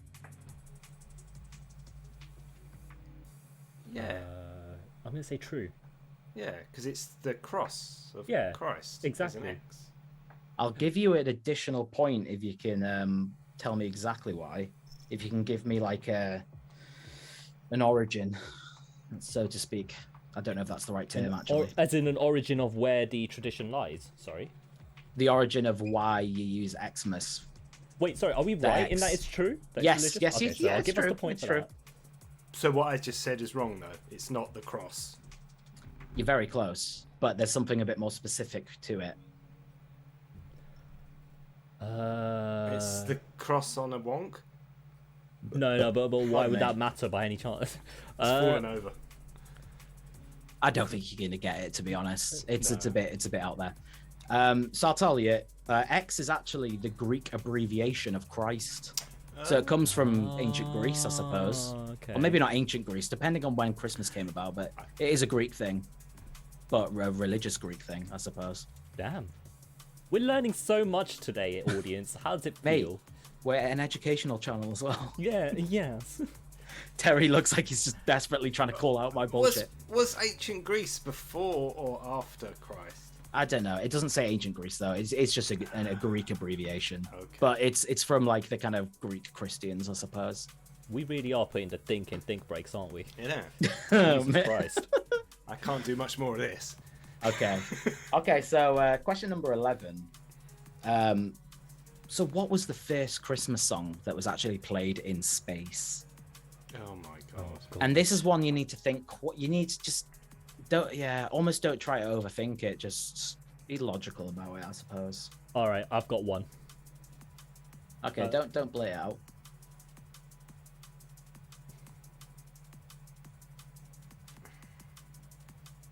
I think I'm wrong, but I'm still gonna go. Scalagrim, you are allowed to, yes, if there is a tiebreaker. in place. I don't think there will be a tiebreaker because I am going through it. Yeah, I got to admit, I can see the tally right now. It's not looking great. I'm going to go with my answer and say it's Last Christmas by Wham. Okay. What about you, Tez? I think it's something older than that. Like Bing Crosby, White Christmas kind of thing. Okay. And I think and the reason I think that is because I think it was like one of the early launches, 1960s Apollo things. Oh, I didn't even think about that. Damn. All right, well, I can't give either of you a point, I'm afraid. It's simply Jingle Bells. Oh, okay. Shout out to You know, Lucy, who just got the that old school correct. classic, you know? Yeah, Old school yeah. classic. Okay, so now we are, I'm afraid, hitting the point of the quiz where it has gone on a bit of a crazy turn. The point of no return. Yeah, okay, so as found by Durex, what percentage of couples have had intercourse while wearing a Santa hat at Christmas time? 100. We're looking for the nearest percentage. 100, surely. 80. I'm joking. 100. 80. 15. Okay. 15 and 80. Okay. So if you go an 18, I'm going 80. 80, sorry. oh, 80, Terry gets the point. It's a mere 10%. Yeah, no, What? who does that? Look, people are weird. Yeah, that's what I man. was thinking. People are weird. You never know. They about are these weird, things. and don't worry. The next few questions will, show how weird people truly are. Oh no. Okay. So, question 13, as found by Pornhub, and I can only apologize, everyone. But I just do you know what it is? I was looking for weird Christmas facts, and I got drawn to all like the ones related to sex because of how weird they are. So, what percentage of people watch less porn on Christmas Day? 80%. So we're talking about the people who like don't watch the porn. Say the question again. Right. So, as found by Pornhub, what percentage of people watch less porn on Christmas Day? So these are people who regularly watch porn. How many And then of them just watch don't because less? it's Christmas. Yeah. 80%. No, like I'm gonna go for 80 on all of these. I don't care. 10. Well, I know. I'm sorry, Sophie. I knew you wouldn't approve. 10%. Man's still got needs on Christmas Day. You get me? Okay, so 10%. And I'm gonna go with 80 again. Okay. It's actually 32. Ah, so Terry gets the point. So as Terry well. gets the point. Oh, I am trailing behind. I can't win this. Okay, only 2 more questions, and I'm afraid. Oh my god, yep, there's 2 more. there's 2 more questions. And I am afraid they are Pornhub related. Oh my god! Oh my god, this guy. Wonder what you've been doing with your spare time. Ah, looks- our show is being It looks dragged through fun. the mud. I just found it hilarious. I actually just found it hilarious, so I had to include it. So, okay, I want to know what the higher search is on Pornhub during Christmas time. Are we going for Elf, or are we going for Xmas cream pie? Elf. I'm gonna go What with do you 8. want to go for, Terry? Out of those two choices, Yeah. I mean, I'm gonna have to go for Christmas cream pie. Christmas cream Yes. pie. I'll go for And Karen, you finally get a point. Oh, finally. Wow. It's Elf. How weird is that, though? That is a bit- What's wrong? What is wrong with people? So last one. So out of the 2 searches, which do you think is higher on Pornhub around Christmas? Santa or Mrs. Claus? Mrs. Claus. Mrs. Claus. Yeah, you both get a point. Yeah, that was easy. That was beyond easy. I bet you the top search is "Why am I so lonely?" Yeah. By Toby Colossus. Fuck off. Oh dear. Okay, well, Terry, you have won by quite some way. 10-7. So yeah, you were right. I lost. Yeah. Yeah. I know. Sad. That's how it was always going to be. I know. Sad. But yeah, that was a very interesting. That was the Christmas quiz. I'm sorry, but did you expect anything less from me? No, True, it, true. It adequately scraped the barrel. Yep. Classic Let's Toby. go. Thank you, Let's Toby. go. Thank you for putting Anytime. in the 5 Mate, to I put 10 in that- minutes of your time that we I put in the invested. hard work for that one. Oh dear. All right. Before we move into the next game, we have another pre-recorded segment. This is from episode number 9, I believe it was, and it was with Mr. Ben Rolo. This is one I had to do on my own, but yeah, I hope you enjoy it. And after this, we'll be playing Fill in the Breaks. Ooh, I don't have my let's go. jingles though. Hey yo, thank you future Karan and Toby for the warm send off to me, past Karan. We're back with another guest. I believe he was with us on episode 9 or 10. It was one of those. I remember we recorded it in reverse order. So yeah, you guys might know him as Ben. I know him as a heathen who doesn't like mint chocolate, who loves mint chocolate actually. I don't know why, but yeah, Ben Roller's with me. Woo! Good to be back. Hey, how you doing? How you doing? Not too bad. What about yourself? Yeah, all good, all good. Feeling festive, feeling festive. Yeah, still a bit hungover from the weekend. Yeah, exactly.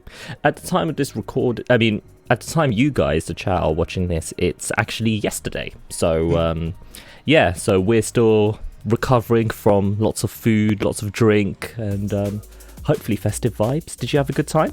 Yeah, it was good, man. Just with a lot of family, so I can't complain. I am feeling it on the stomach now, though. What do you have? Yeah, What kind of food are we talking? Turkey or? A lot of mince pies. I'm a veggie, so I had like a butternut squash kind of thing, but it was good. Ooh, very What about nice. yourself? Good Christmas? Yeah, it was really nice. My brother hosted it, so I got to see my niece. We had a roast leg of lamb with veggies. There was roast chicken as well. Pigs in blankets, lots of veggies, Brussels sprouts, and obviously pepper sauce for the lamb. Ooh, it was beautiful, but yeah, my stomach felt it, and we ended, yeah, exactly. We ended up watching the nativity movies after that as well, and yeah, I'd never seen them before, and I thought they were quite, they were quite cute. So yeah. So last time when you were on the show, it was July, I want to say. Was it July? Yeah, a while back. Yeah. So what's new with Ben Rolo since July? I mean, I think so I went on to release my Soul Deep EP just after that. I think it released like on the same time, yeah. I should know this, but also went on to release with Headbase. Nice. And I had another release as well that I've forgotten. Oh, of course, the Back to the Bay Expanse. Oh, yes, lovely. But yeah, apart from that, been pretty quiet this year. Just kind of making music for early next year. I've actually got quite a busy first quarter. I've got 2 EPs and a single coming. So I'm quite Nice. excited for that. But yeah, so quite a busy start to next year to make up for the kind of quiet period I had. You've got nothing to make up for. I mean, I'm still playing your first basics EP, even now. Like, Bicycle Day still gets me in the feels every single time. No, of course. I enjoy myself, I could say. Yeah, a really good track, that. I think from when we had you on last time, you hadn't launched your Patreon yet, had you? Or was it just in the early stages? I think I was about a week into it. A week in. So how's it been with managing your Patreon stuff? Oh, it's been great, man. I think, like I said on the podcast before, it's just so humbling that people actually want to kind of support you, and I appreciate that all. I've basically just been keeping the kind of monthly sample packs going and stuff like that, and trying to give people early listens to releases. But yeah, it's been going well. How about yours on there? Yeah, I mean, we've changed ours since you were on, I think. We've just added lots more content. We now have students that we're teaching as well once a month, which it's crazy to think about that. It's a really humbling feeling that these people want to support you that much, and I'm sure it's the same for you. Love it. When it comes to your sample packs, have you noticed your samples being used by your patrons? Like, do you notice that, like, are they getting back to you like, yeah, I've used this in my track, do you want to check it out, sort of thing? Yeah, no, it's a really humbling feeling, actually. I had a few message me saying, oh, look, I've got your drum loop in my song. I'm like, wow, didn't kind of ever expect my stuff to kind of be in other people's tunes. But yeah, no, it's a great feeling. How's your sample packs going? At the time of this recording, I think our second one is due to go out for our patrons, which they're definitely a new experience. So I did the one for December, and it's my first time actually doing like sample packs, because usually I just like to go straight into the tune and just do whatever. I don't really do the whole sound designing sessions. So it's definitely been a learning curve, but hopefully our students get good use out of those, you know. Yeah. It's definitely, it'll be, I think it's quite interesting that obviously each month it'll be a different one of us doing it as well. So, you know, Toby did the one in November, and obviously what you'll get out of a Toby sample pack will be well different to what you get out of me, what you get out of Showdown, etc., right? So yeah, it's interesting just to see how people respond to that. And at the end of the day as well, they're just samples I could end up using myself anyway if no one else does. Yeah, exactly. That's what I've kind of done with my own packs, really. I've just been dragging and using them myself. So at least if other people think they're shit, I can use them myself. Yeah, exactly. It's just like you just win either way. So there's almost no like loss to it. Since I think when we last spoke, even though it's been a while since we spoke, I remember you saying that you'd sort of slowed down a bit with the music as well, haven't you? Have you been picking that back up then? Yeah, so I started my new job, I think, in May, and kind of took up a lot more time because I'm doing kind of social media and marketing for my new job. So being on Facebook all day for your 9 to 5 and then coming back and doing it as well it's a bit of a struggle. But so yeah, sadly the music did take a bit of a hit towards the end of 2021. But yeah, slowly picking up again. I've been getting inspiration back. I think it's important, isn't it, to take breaks? Yeah, definitely. Kind of, if you'll keep flinging out tunes, it's all going to sound the same eventually. So, yeah. Have you noticed that since the break as well, even though it's not a huge break, that your songwriting or production has changed in any way? Yeah, a little bit. I've been really trying to push into the more kind of showgunny liquid sound, if you get what I mean. Been really inspired by a guest recently. Been watching their masterclass from D&B Academy, and it's great, so I highly recommend that. They actually convinced me to buy a new synth from that course. Oh, so, nice! Yeah. I recently invested in a Moog Minotaur, and yeah, it's beautiful. The bass on that is great. So oh, sorry. That's all right. I assume it's your go-to synth then now for basses. Yeah, definitely. Yeah. I've only had a kind of few sessions on it, but I'm trying to make a kind of few sample packs to resample on it and stuff like that. And yeah, that's great fun to have something actually in their kind of physical domain to actually play. It feels a bit more personal that way, doesn't it? Yeah. Great fun. Nice. We'll wrap up sort of here. We'll kind of start wrapping up. Obviously, it's the holiday special for Think Breaks, the end of season 2. And right now, people are watching you answer this, and you're probably in the chat as well, talking about yourself. So, is there anything you want to say to our audience for the last 12 months? Or just the Discord has been a great community, really. It's really nice to just have that regular kind of people to talk to every day, and it's really helped. I don't know, probably for you guys as well, really helped through the lockdown to keep me sane. So yeah, you know, thanks for being a great community and everything, however cringy that sounds. Cringe. But yeah, we'll hand it over back to present Karan and Toby. Ben, it's been a pleasure, and no doubt we will speak again. Any last plugins you want to do? Are we allowed to talk about the January EP? Not quite yet, I don't Not think, quite but, yet. Yeah, more music, a couple of EPs in the first quarter of 2022. So yeah, keep an eye out for that. Yes, you might hear the tunes circulating already, so I see. So yeah, there's some good tunes. Oh, I did forget. the BBC as well sort of promoted you as well, didn't they? Yeah, no, that was a great feeling. Had one of the tracks from the January EP played on BBC Intro. So, yeah, I think I put a little clip of that up on my socials if you did want to check that out. Yeah. But yeah, that's a great feeling.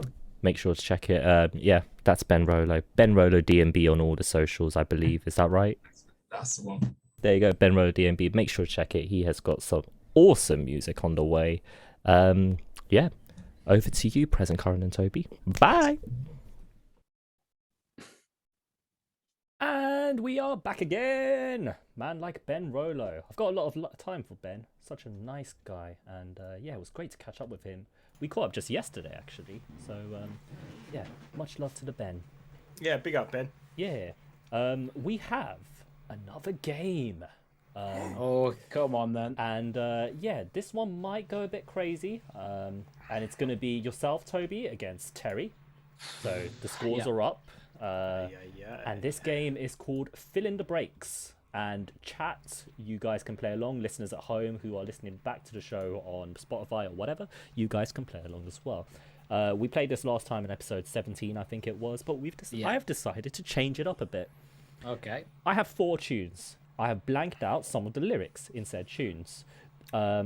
Each tune will come with 4 clues. You can request these clues at any time. If you manage to guess the tune, guess the lyric and name the tune. If you manage to guess the lyric without needing a single clue, you get 5 points. If you need 1 clue, you get 4 points. If you get 2 clues, 3 points, 3 clues, 2 points, 4 clues, 1 point. Yeah? Does that make sense? I really thought this was going to be about guessing the names of drum beats. I'm so sorry. I am so sorry. Disappointment in his voice. Oh, this man is sad. To be fair, though, the name is quite misleading. It is a very misleading name, but we needed puns, man. We needed puns. That's literally what the show thrives on. But maybe that's going to be a game for season 3. Yeah, we should actually. Maybe we should rehash, and then make the lyric game something different. Come up with a new name, because that actually makes way more sense. That makes so much more sense. Yep, so much more sense. So obviously, those are the points. Again, chat. If you're listening live, feel free to join along. Listeners at home who are listening to this on repeat, play along as well. You guys can get an extra bonus point if you can name the tune and artist/artists. And we need to shut chat, don't we? So... And you guys need to shut chat just so that you can't cheat. That's because Facebook I'm sure open there. In fact, I'm just gonna turn my head this way constantly, so no one can accuse me of lying. Nice.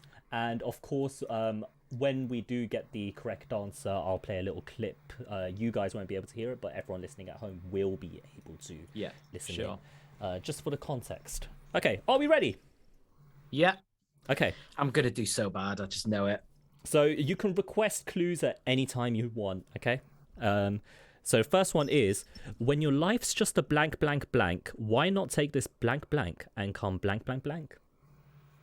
You gave me such shit last time for how many blanks I included. Hey, but to be fair, I did a long line, and that was also Simon. Thank you very much. Okay, fair enough. It was more Simon, So, Simon was on my case that episode. Just to repeat, when your life's just a blank, blank, blank, why not take this blank, blank and come blank, blank, blank?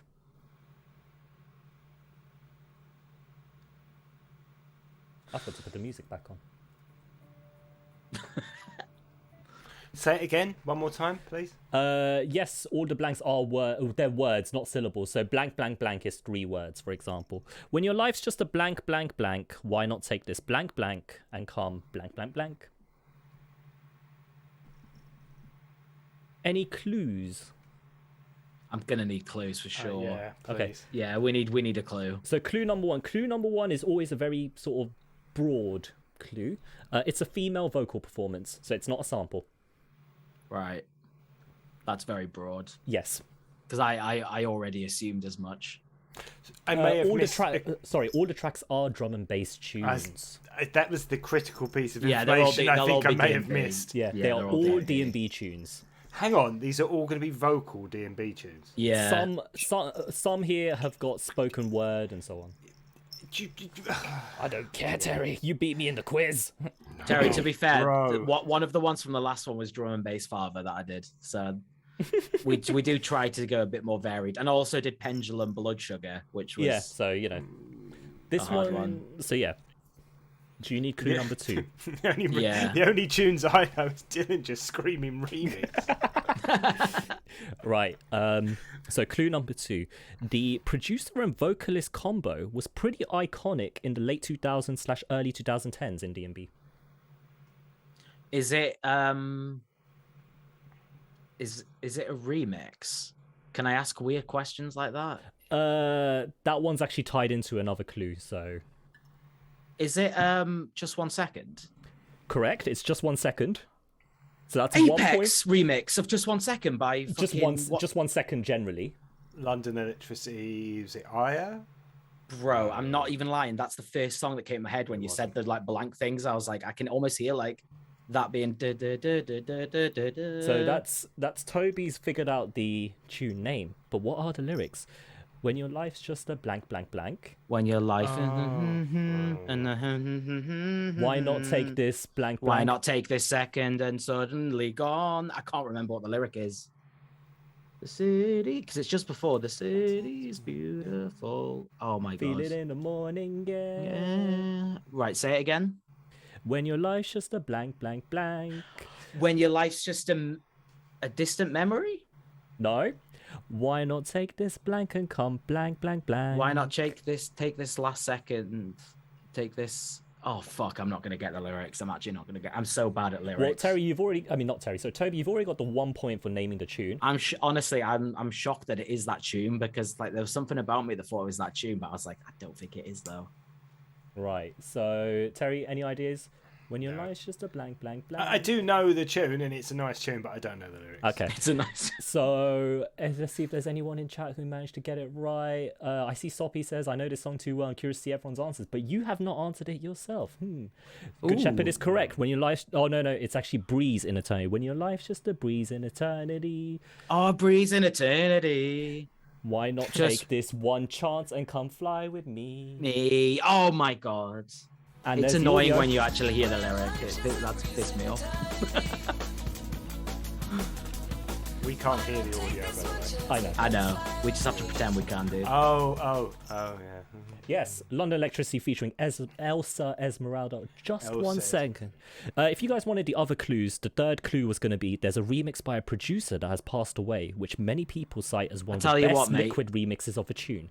That's why I asked if it was a remix, because like that's why I was thinking this is that Apex remix of Just 1 Second, isn't it? Yeah, and so many people love that remix as well. And then the final clue was going to be it was a tune on Hospital.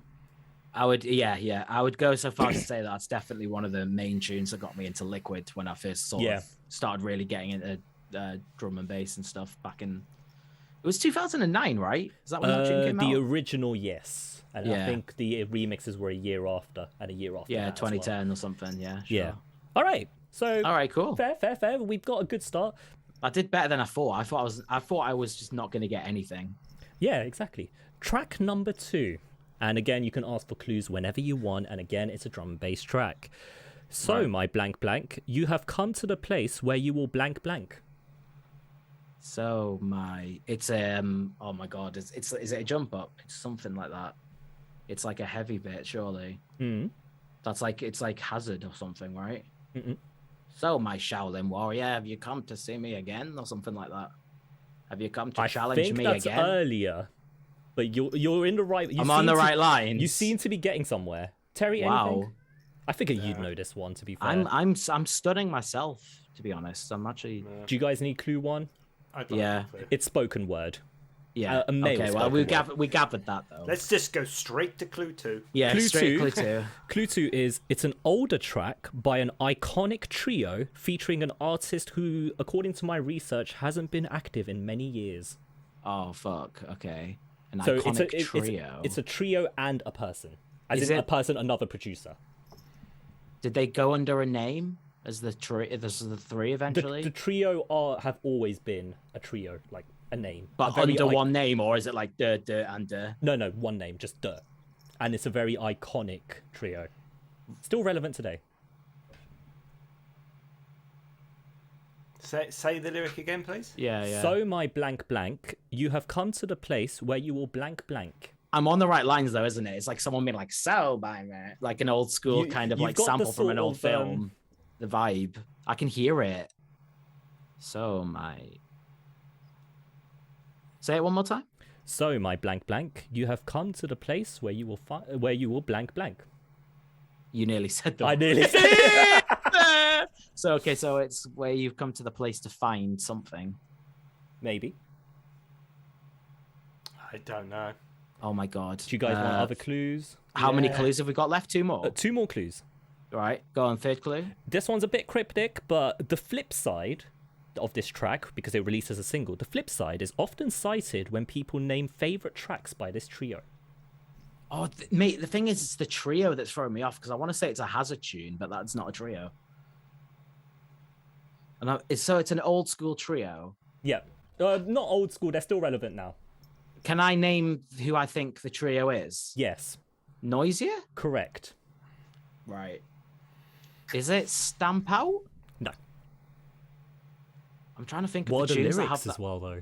Yeah, that I'm not gonna get the lyrics. I don't think the lyrics are gonna be the one thing I can't get. I'll probably be able to name either track name or artist. I think that's the closest I'm gonna be able to get with Do you this want stuff. clue number 4?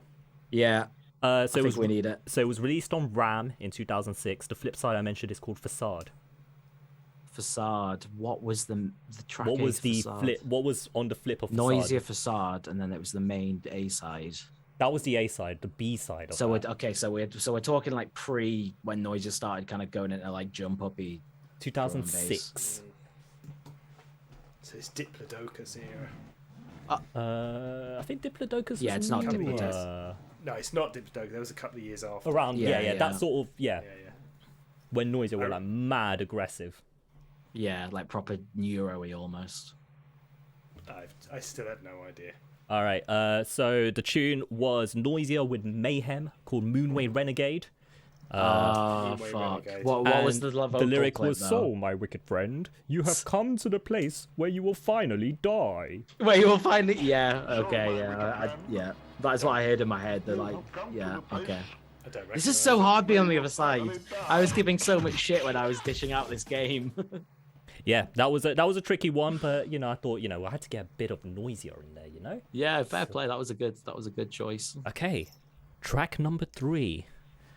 This one's a bit of a shorter lyric. Can I just confirm I'm in the lead with 2 points, aren't I? No, because you really only just said Noisier as opposed to the track name. Half a point. Yeah, all right, fine. I'll give you half a point. So I've got 2. So do I? Have You've got 1.5. I've got 1 point for 1.5. 1.5. One and a half points, okay. Terry's looking for the bar. But yeah, track number 3. No, I won't blank blank. You're the one that's got me blank.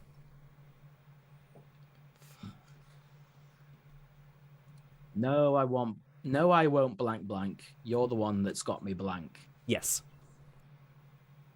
No. Do you need clue 1?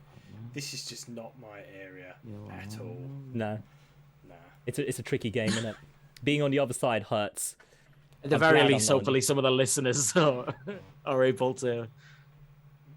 You're Toby, like, damn, should have spent more time studying tunes and not looking up porn questions.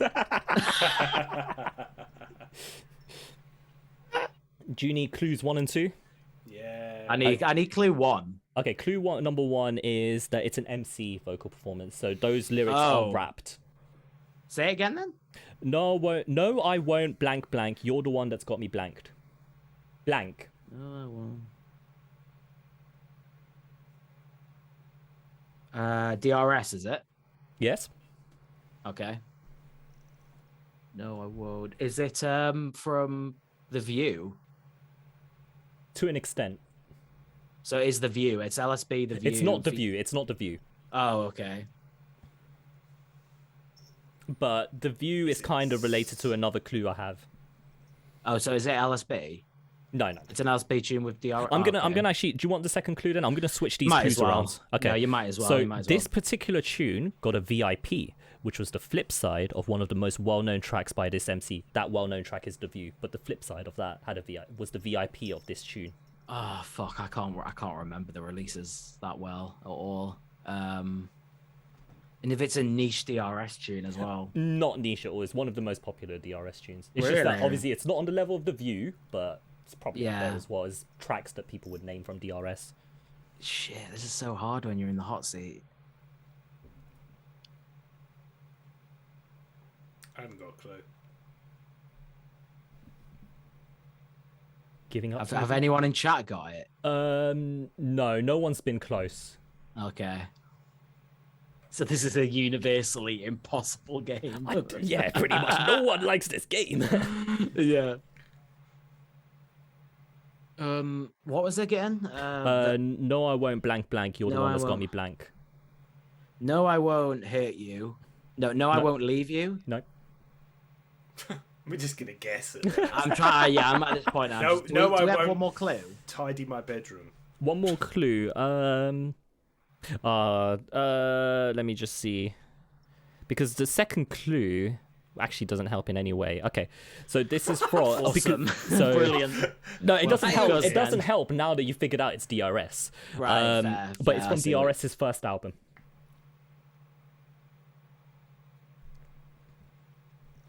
First So album on Solar as well. Oh god, yeah, that was a good album as well. See, we're just all this is doing is outing us as being. Not into vocals. Oh, Do you? Give yeah, up? I'm not gonna be able to guess this lyric. All right. I mean, I'm gonna. I'm give happy I Toby got a- DRS. Do I get half Yeah. a point for I'll that? give you a half a point. It was DRS and Enei, count to 10. Count to 10. And the what's lyric again? was, "No, I won't calm down. You're the one who's got me vexed." You're the one who's got me vexed. Oh fuck. Yeah. off, dude, it's so annoying when you get told it. and it's Okay. All right, and the final tune, because This I is the realise final I'm one. torturing you guys. Toby's currently on 2 points, and Terry is on 0. The final track. I walk blank blank and wash away blank blank. Feel I could fall right through these blank blank. Fuck off, dude. Fuck off. Do you want me to write up an essay while we're at Yes, it? yes. Should we do No, it? Should we I do- won't. No. You're thinking of the previous song. Oh, sorry. I walk blank blank and I wash walk that away blank blank. Feel I I could walk fall. this land and wash away the dirt. Kind am I sort of like, close? sort of similar sort of lyrics, but you're on the sort of right ballpark. It's not those words, but you're kind of there. I walk Okay. blank blank and wash away blank blank. Feel I could fall right through these blank blank. Right through these. Feel like I could fall right through these. Oh fuck. Can't believe we've done this. Oh yeah. Okay, we need the first clue. I think Terry's just vetoed himself out of Yeah, this game. Terry's absolutely. I've totally opted out. Next time, bring the drums. I will do. Drums Yeah, next well, time. yeah. Drum Season next 3, mate. Okay, so I'll actually give you the first 2 clues because obviously the whole it's a vocal performance doesn't help you enough. But it was a female vocal performance. It was originally released in 2013 as part of an album, but then got 3 remixes over the next 6 years. Oh, wow. One of the remixes was by the original artist. My personal favorite was the first remix it got. Feel like I just threw in my favorites there as well, you know, chat.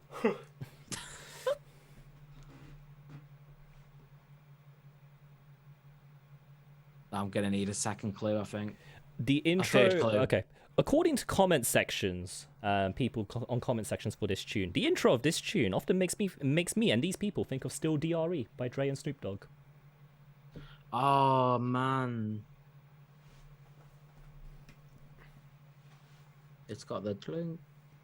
Yes, yes.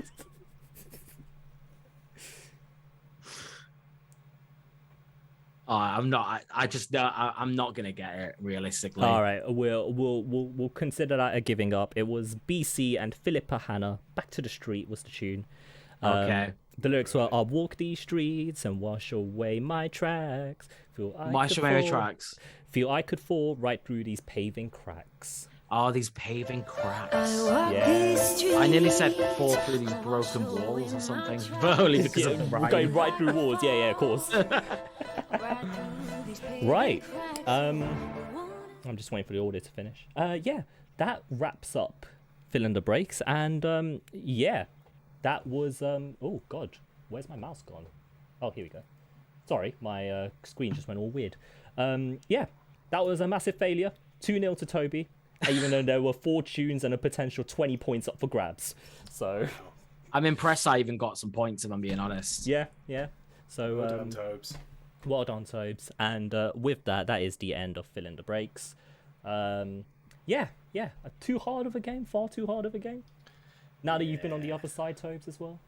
Yeah, it is a hard game, to be honest. I'm now being on the other side from when we first introduced it. I am realizing that it's quite a toughie. It's pretty unfairly weighted against somebody who's not into vocal drum and bass. Yeah, that's true as well. true, There is true. that aspect of it. But then in the flip side, the breaks game would be really weighted against people who use sample packs and stuff. Everyone knows breaks, surely. Are they even real producers? I don't know, Toby. Did you? I mean, when you were a guest on the show, I mean, you were shocking with the breaks. Yeah, this is true. This is true.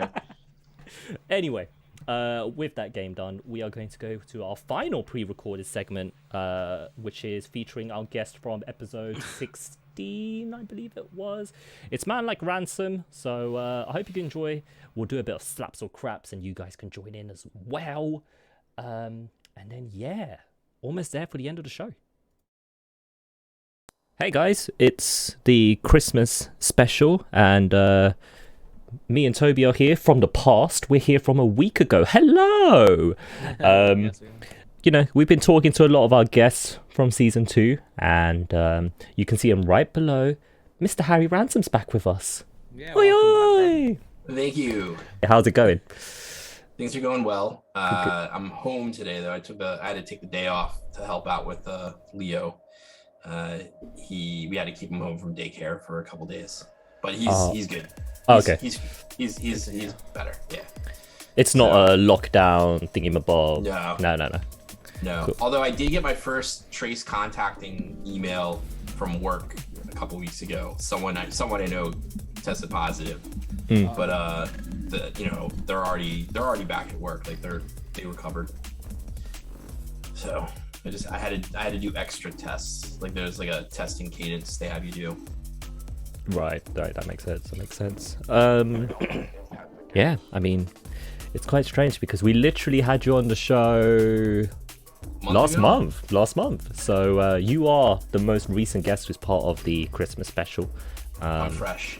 Yes, exactly. How have things been in the last month?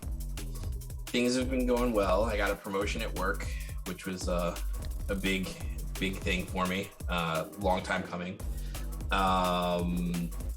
Music writing for the Memories of Music project I got going. I think I'm at 20 or 21 original stories or like memories, and I'm getting the system down. I've got like my work. It's sort of like my production. I have like my whip folder. I have a folder of like pending, like, okay, these are ready to post. And just I have like a template for the actual Instagram post. So I just copy that and then fill in the parts that I need. But it's going well. I just went over 300 people, like, follow. I feel weird saying followers, but like, over 300 people now kind of keeping tabs on it. Aware of the project as such. Yeah. No, it is a great project, and it's nice to see it grow so much as well. It's fun. There's like certain friends of mine that I've lost touch with, sort of, like, didn't keep close contact, that I'm like hearing from, and they're like, That's really oh cool. yeah, like I remember, or like, do you remember this thing, or do you remember this thing? So there's some funny stories they're probably, I think they're funny, but I lived them, so. Yeah, that's what the project's all about, really, isn't it? Like, there's kind of little moments and connections connected to it. So it's really cool that it's bringing up like past memories and reconnections as well. And when I was a guest last time, you both asked, is there any thought to starting a podcast based around it? Oh, Yes. So I'm going in a different direction because it's records and they're tangible. I'm thinking about doing a zine, or possibly a series of zines. Okay. Print them out, do like 100 copies type thing. Nice, yeah. Like the old days. Yeah. Like the old days. Yeah. Send everyone likes to get a bit of mail. So Yeah. just send them out to some people, and maybe I'll put them up on my Bandcamp. Awesome. We'll see. I don't know. There's a lot of different ways I can go with this. So Definitely. There's so much potential with projects like that as well. The zine idea is actually really quite cool, because I remember when Downloads and Reloads used to do it, Cats on Acid used to do it as well. And those used to be, it was always quite nice seeing those come in the mail, and you're like, oh, a new mag, let's check it out, sort of thing. Yeah. Yeah. So one that's a bit more personal and not exactly, I mean, sure, Memories of Music you could argue is a brand as such, but it's still a personal brand as opposed to it being something like, you know, here's this. It's more, here's me. Yeah. I'm thinking about like what I want to do with it in 2022, and so I already had Malinky do a guest post, and I've talked to several other people about doing guest posts. I want to have like my writing prompt to send those people, and so in 2022 there will be more guest posts. Like maybe I'll aim for like one guest post a month, and at least two of my own posts per month. Just kind of like grow it from where each year has been so far, because 2020 I think there were like 8, and now I've got about 12 for 2021, with at least 2 more before the end of the year. So, and then I'll have to relearn, you know, I've always liked graphic design. I've taken some classes in it in the past, but I'm so out of practice. I do have access to like Adobe Creative Suite because of work.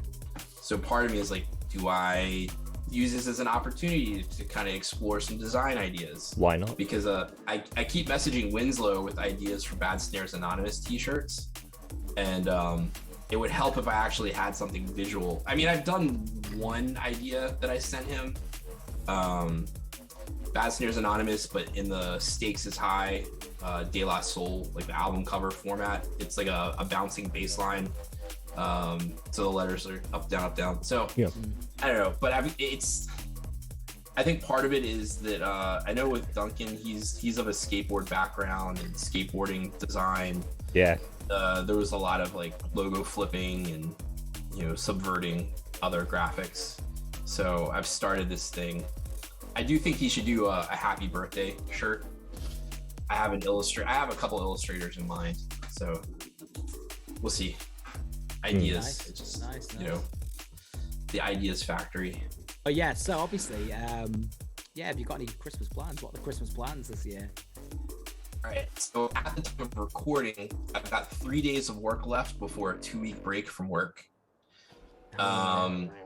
That also, the episode is going to come out after all this, but the first 3 days of leave, my wife has work, my kids, one's still in school and the other's still in daycare.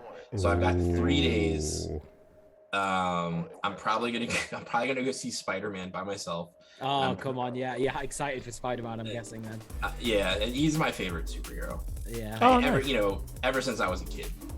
And I really like Tom Holland in the role.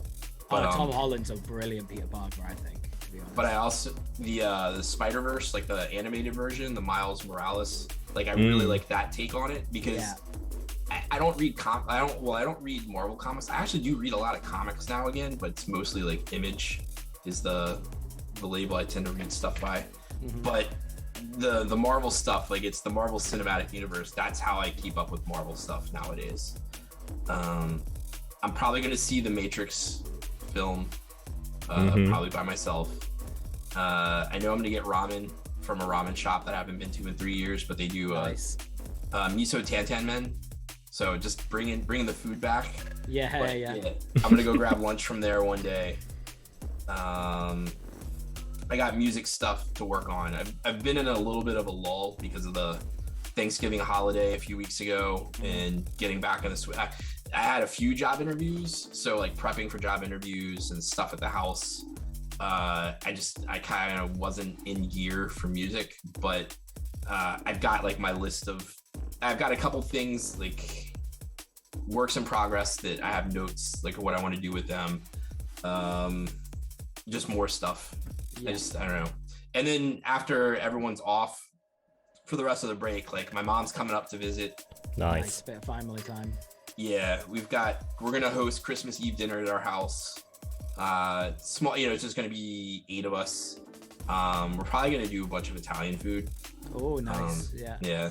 I'm not a big fan of eggplant parmesan, or I don't know, arbage. What do you guys call eggplant over in England? Aubergine. Yeah, aubergine parmesan. Like, I'm not a huge fan of it, but my wife was like, I want you to make a ravioli dish. So I'm probably gonna do something. There's this one that's with apple and walnut, and you kind of in the pan with butter. Yeah. We'll probably do cannolis for dessert. Oh yes. Then Christmas Day we're gonna have presents.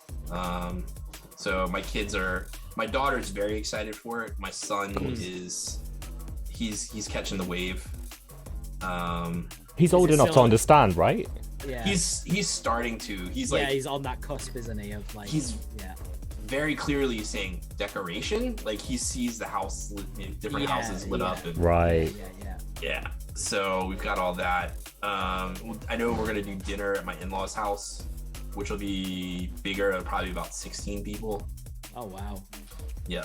I'm stocking up on Christmas beers. So my brother-in-law, they both like good beer, so we'll have a couple Christmas beers to split. Do you have a go-to Christmas beverage then in particular? Is there a particular beer that you kind of go to for like tradition? Beverage, my wife's family, they're big on Manhattans for Christmas. Okay. Because they have an uncle that's since passed, but he loved to make Manhattans at Christmas. So it's become like, the Uncle Frank special. Yeah. And then in the States, there's a brewery in California called Anchor Steam. And every year they do a Christmas ale. And there's a different, like the design is a different type of like evergreen tree every year. And there's something they add in the brewing process that makes it unique each year. Because of like the pandemic last year, they weren't shipping it out, I don't think, because I couldn't find any of it. This year I've already seen it like in 4 different places. I haven't bought it yet. But I bought Saint Bernardus from Belgium. I bought like a pack of their cans. Love that beer. Yeah. Yeah. So yeah, and then there's some other stuff I've been picking up. So I might have a guest in January that is gonna want to drink some beers. Oh, nice. Yeah. Wicked. Yeah.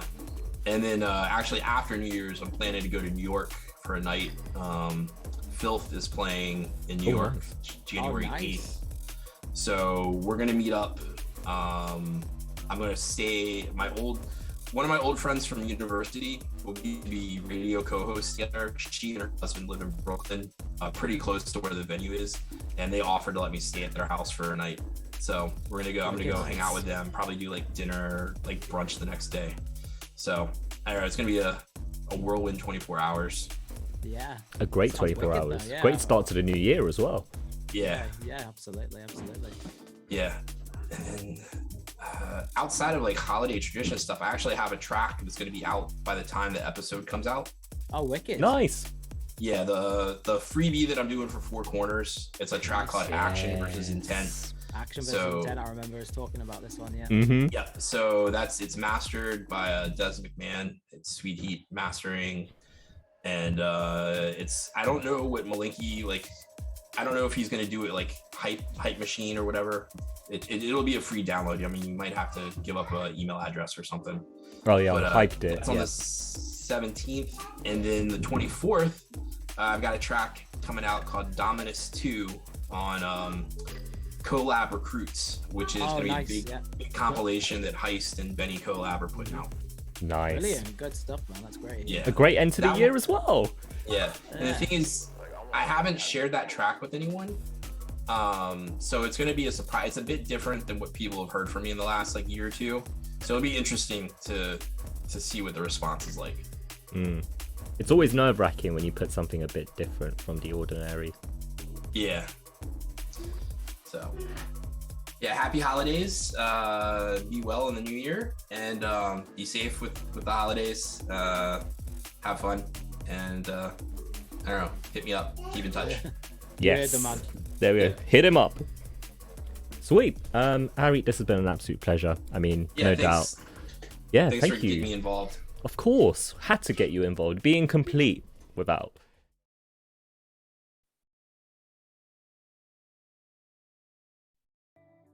Hey.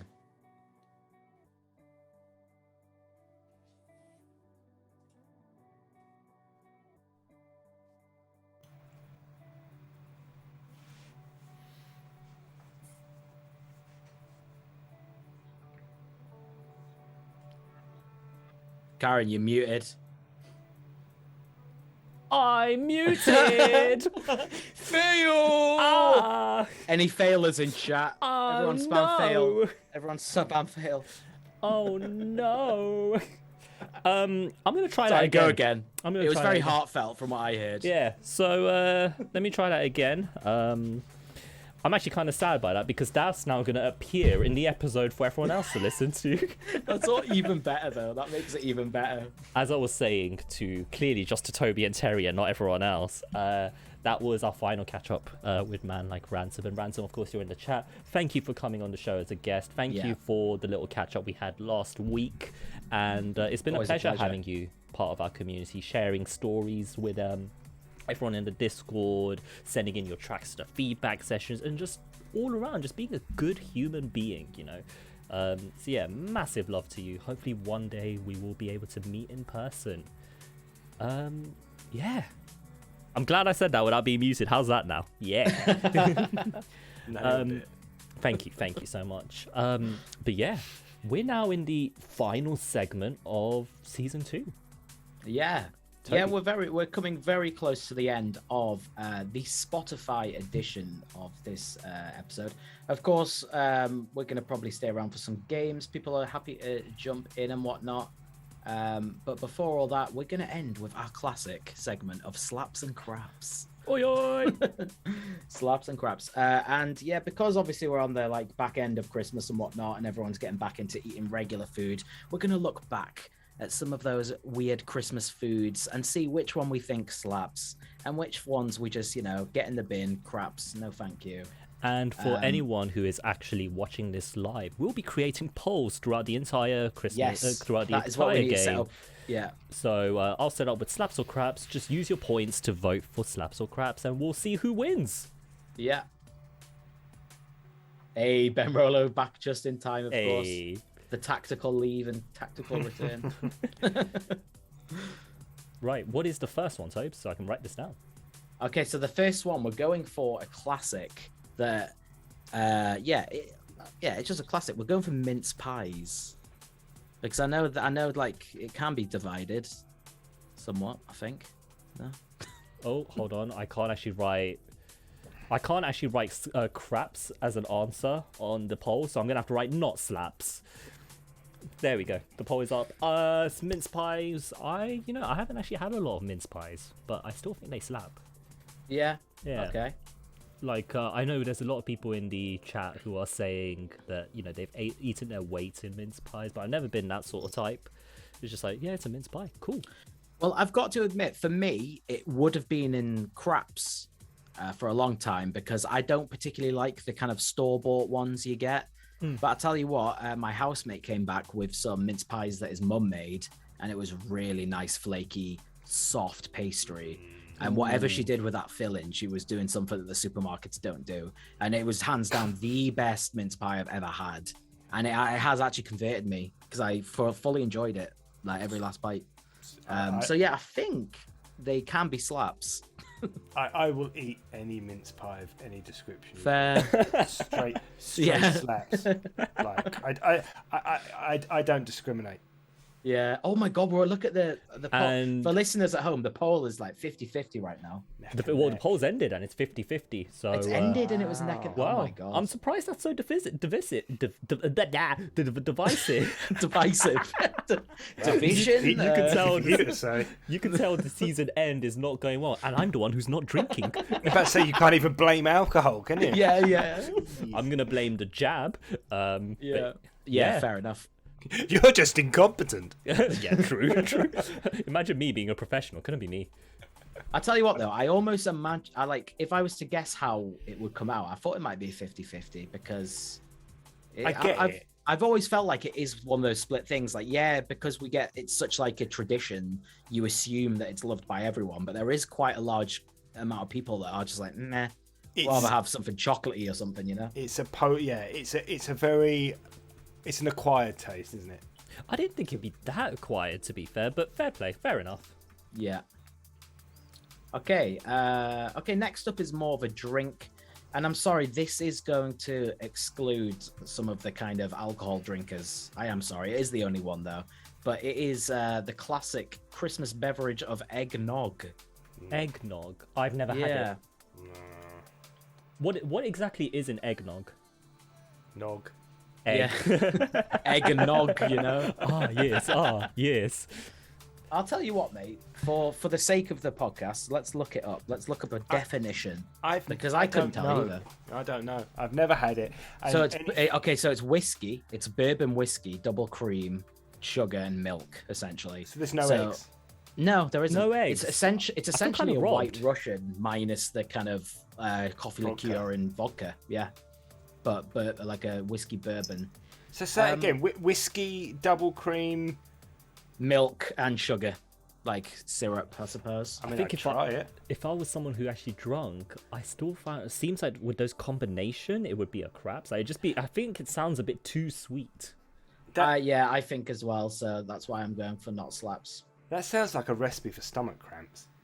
Yeah. Alcohol and cream. That's like. That's how you get curdling. Do you want curdling? Because that's Yeah. how you get it. And also, I might be wrong. Some of the American viewers in chat right now, I think it might be more American based. I'm not sure if that's. I'm not sure if that's something that us Brits really dabble in all too much. No, that's the thing. No, Is there but- an American name for it, or is it just eggnog? I think it must everywhere? just be eggnog, surely. Yeah? Eggnog. And according to our listeners, it's a 75-25 split for not slaps or craps in this Okay. case. That I'm not Okay. surprised by. Yeah. That I'm not surprised by in any way. Okay, yeah. All right, the next one. Let me get this answer ready. Go on. Oh, go on. sorry. No. Go on. The next one, quite an obvious one, which I think we might have some debate over, is the classic Christmas turkey. I think I already said that at the start of the episode, didn't I? Yeah, But you I'm said very craps, much a didn't you? craps. Yeah, it's just too dry for me. I just can't. No. I would say that if it is too dry, it just means that you haven't had it cooked right. Yeah, no. Because You're probably right. I've had very nice turkey that's very moist and very like, oh. Yeah, I mean, we tried it once for Christmas because, I mean, we don't really celebrate Christmas and all, like a huge amount at home. But one time we were like, look, let's actually try the whole turkey thing, right? Yeah. So we tried it. We probably did get it wrong, I'm sure. But I It's don't know, very I just prefer easy chicken. to overcook. It's one of those things where you have to kind of get the line of like it just being right and then it just being overcooked and dry. You know, like just like that ratio of it not being too under, not being too over. Go on, Terry. I feel like you're about to give us a hot take. I see the hot take in his eyes. I don't eat meat, so clearly craps. But what Oh I would yeah, say, you don't. Oh, Yeah, fair okay. point. Yeah, we had this year. We had from Sainsbury's some vegetarian turkey roll thing, and it had like vegetarian bacon around it, and it was wicked. Really? It was really good. I mean, it tasted nothing like turkey, but it kind of had like a sausagey taste and a very meaty texture. And it was really good because normally Christmas dinner for vegetarians is whack. It's usually just nut roast in it and their shit. Yeah. But this thing was actually or just really vegetables and nice. potatoes. Yeah, vegetables and gravy. Great. But no, this thing was wicked. So that slaps, but real turkey is craps because I don't want dead things. Yeah, that's fair enough. Fair. Mate. Yeah, That's that very is fair fair. enough. Well, in the nature of that, we are on a 50-50 split, which I think summarizes it quite. I think that nicely, was actually. yeah. I'm not surprised by that one. Yeah.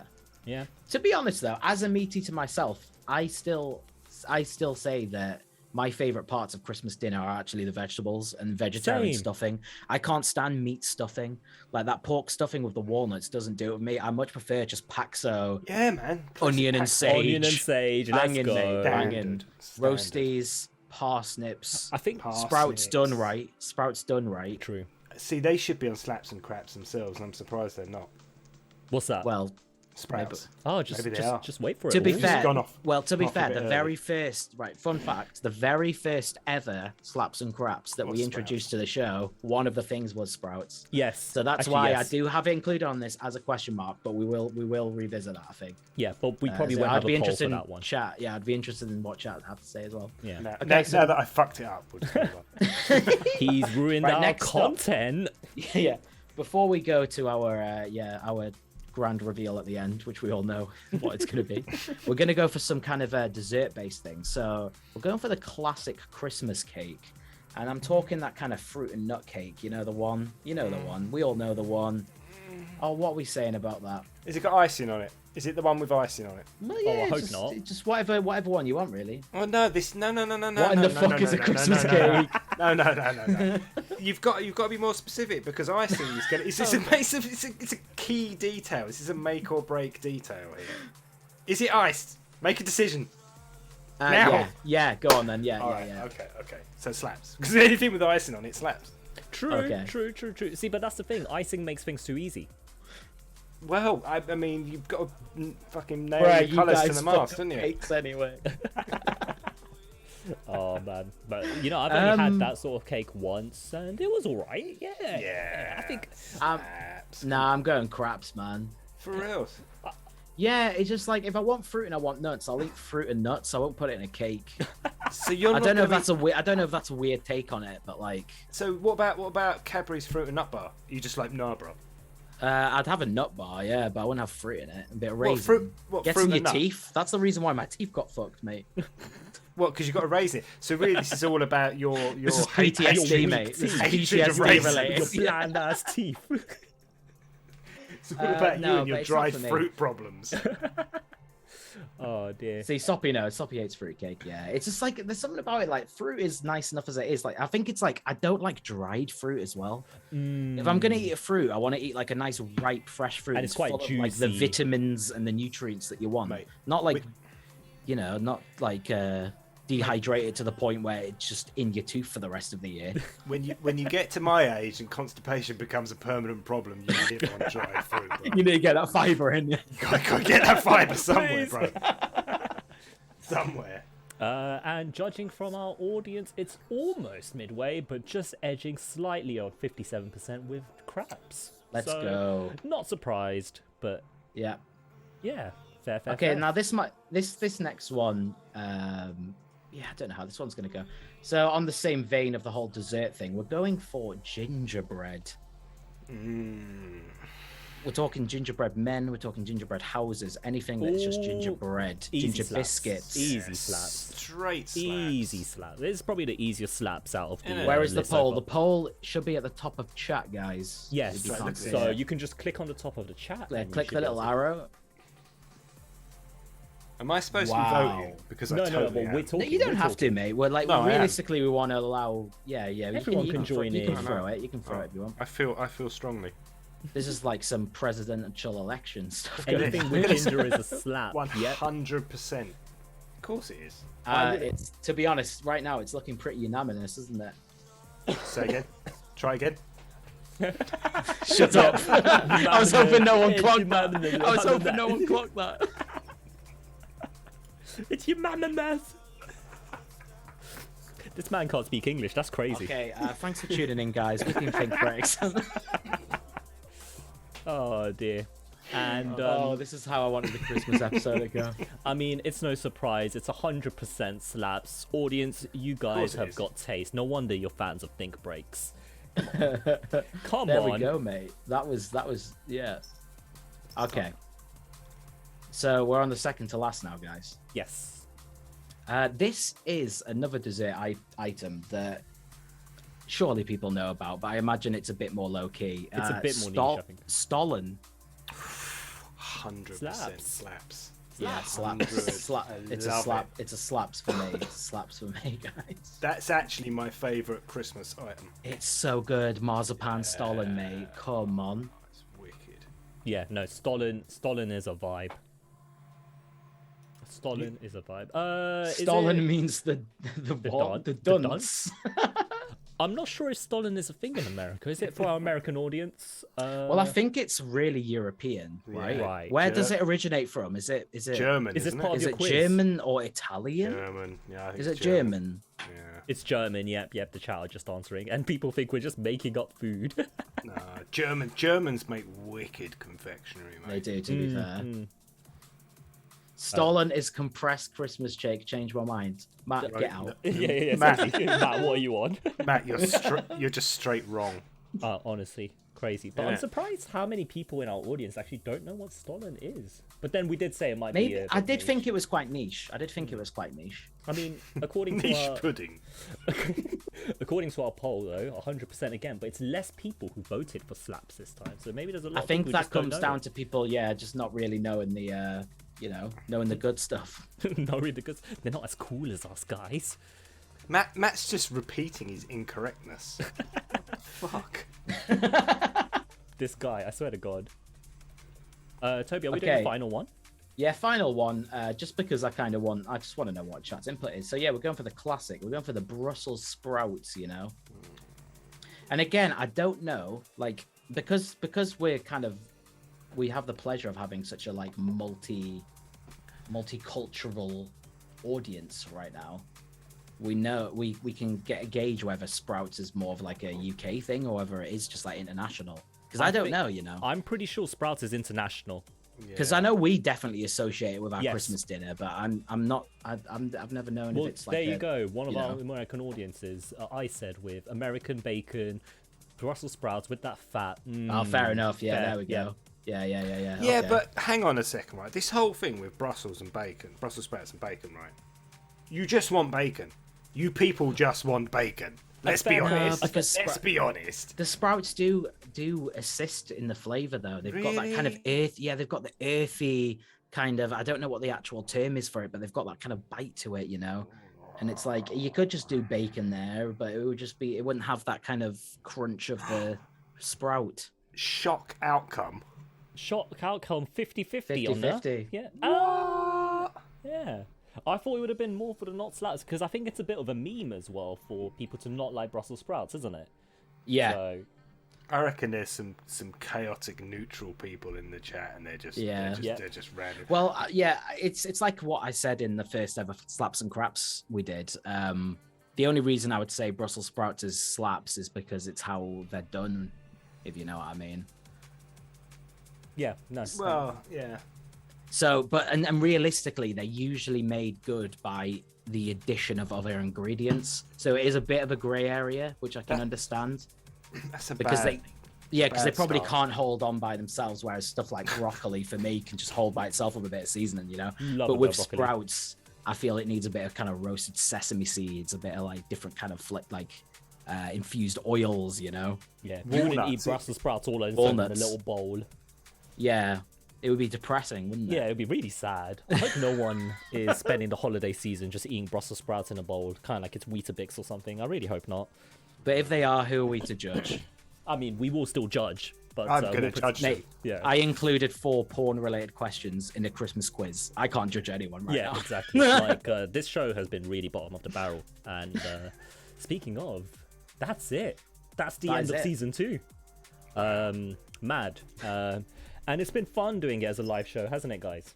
It actually has, Yeah. So shouts to everyone who's been watching us live and joining in with the fun and games, and also getting in their points when we've had the pre-recorded segments with our other guests. The end of season 2, it's crazy to think about. The last year has been awesome. Toby and Terry, thank you for being my partners in crime as well, for all that you guys do, whether it's appearing on the episodes or even joining me on the feedback sessions as well. It's I an don't absolute- know. It's been so much fun. I couldn't have asked for 2 better people to join me. Oh, thank you. Come on, Dan. And long live the partnership until next year and the year after. Season 3 will be starting next month. So yeah, but also the biggest thank you goes to you guys, the audience, The our live listeners, audience, the supporters, the yeah, people all who you are- guys in chat right now, exactly. the people who are listening at home, whether it's on Spotify or Apple Podcasts or any of your platforms. You can find us everywhere. You can subscribe everywhere as well. If you guys want to leave a review for this episode, podchaser.com/thinkbreakspodcast, podchaser.com/thinkbreakspodcast. Any review helps, so please let us know. We are the best thing since sliced bread. I've said that 18 You said it times. again. One more thing that I've just picked up on as well. If everyone could do us the biggest favor, go on Spotify, right? Go to Think Breaks and vote or rate, our podcast. You can now rate podcasts, yeah. Currently on Spotify, we haven't got enough ratings for it to be shown publicly. So if we manage to get like, I think it's even just over 10 ratings on that, if you all put like 5-star, 4-star, whatever, we'll get a nice little average up there, and it'll look much better to people that are coming in and wanting to check out the podcast for the first time. Honestly, any support like that, so appreciated. So appreciated. Yep. Once again, thank you to the people who have helped us co-host this show. So Terry, yourself, Matt, Mr. Burnt Yogurt, Simon Millstreet as well. Massive thanks to all of our guests over season 2. So that is Hex, Los Contreras, Flo Anastasia, Tia Kuau, Ben Rolo, Joe Goss and Mike Drop from Solvent Records, Ransom. I'm drawing a blank. Oh, HD. Mill Street again. HD, Mill Street again. Mill Street. Yeah, he's on both. He was a guest. And Mill Street. Yeah. Oh, also, and Mill Street. Yeah. Simon from Last Week Liquid Podcast. But yeah, again, thank you to all those guests. And yeah, again, thank you to everyone listening. We might as well plug the Patreon, patreon.com/thinkbreaks, patreon.com/thinkbreaks. We have 3 students on our students here. 2 more slots are left. If you guys want a bit of a curriculum and one-on-ones from either or from us 3, we'll be putting together some content and making it really worth your buck for anyone who wants to level up their productions. We also have a producer tier where people can get sample packs, and at the time of this recording, that producer tier is getting their sample pack from me tomorrow. So that's fun. And also for anyone who just wants early access to episodes, and as well as the chance to ask any future guest questions, a Discord only channel, a show that we do called The Afterthought, a blooper show we do called that's called what's the show called, Toby? Help. Do you think we should cut that? Thank you, and I think we should cut that. And yeah, so, patreon.com/thinkbreaks, check it out, there's loads to do. If you don't want any bonus content and just want to show some love, there's also a tier just for that as well. Until then, it's £1, mate, £1. Yeah. Until then, though, we have been Think Breaks, and you have been amazing. Happy holidays. See you next year. Mwah. Big up, guys.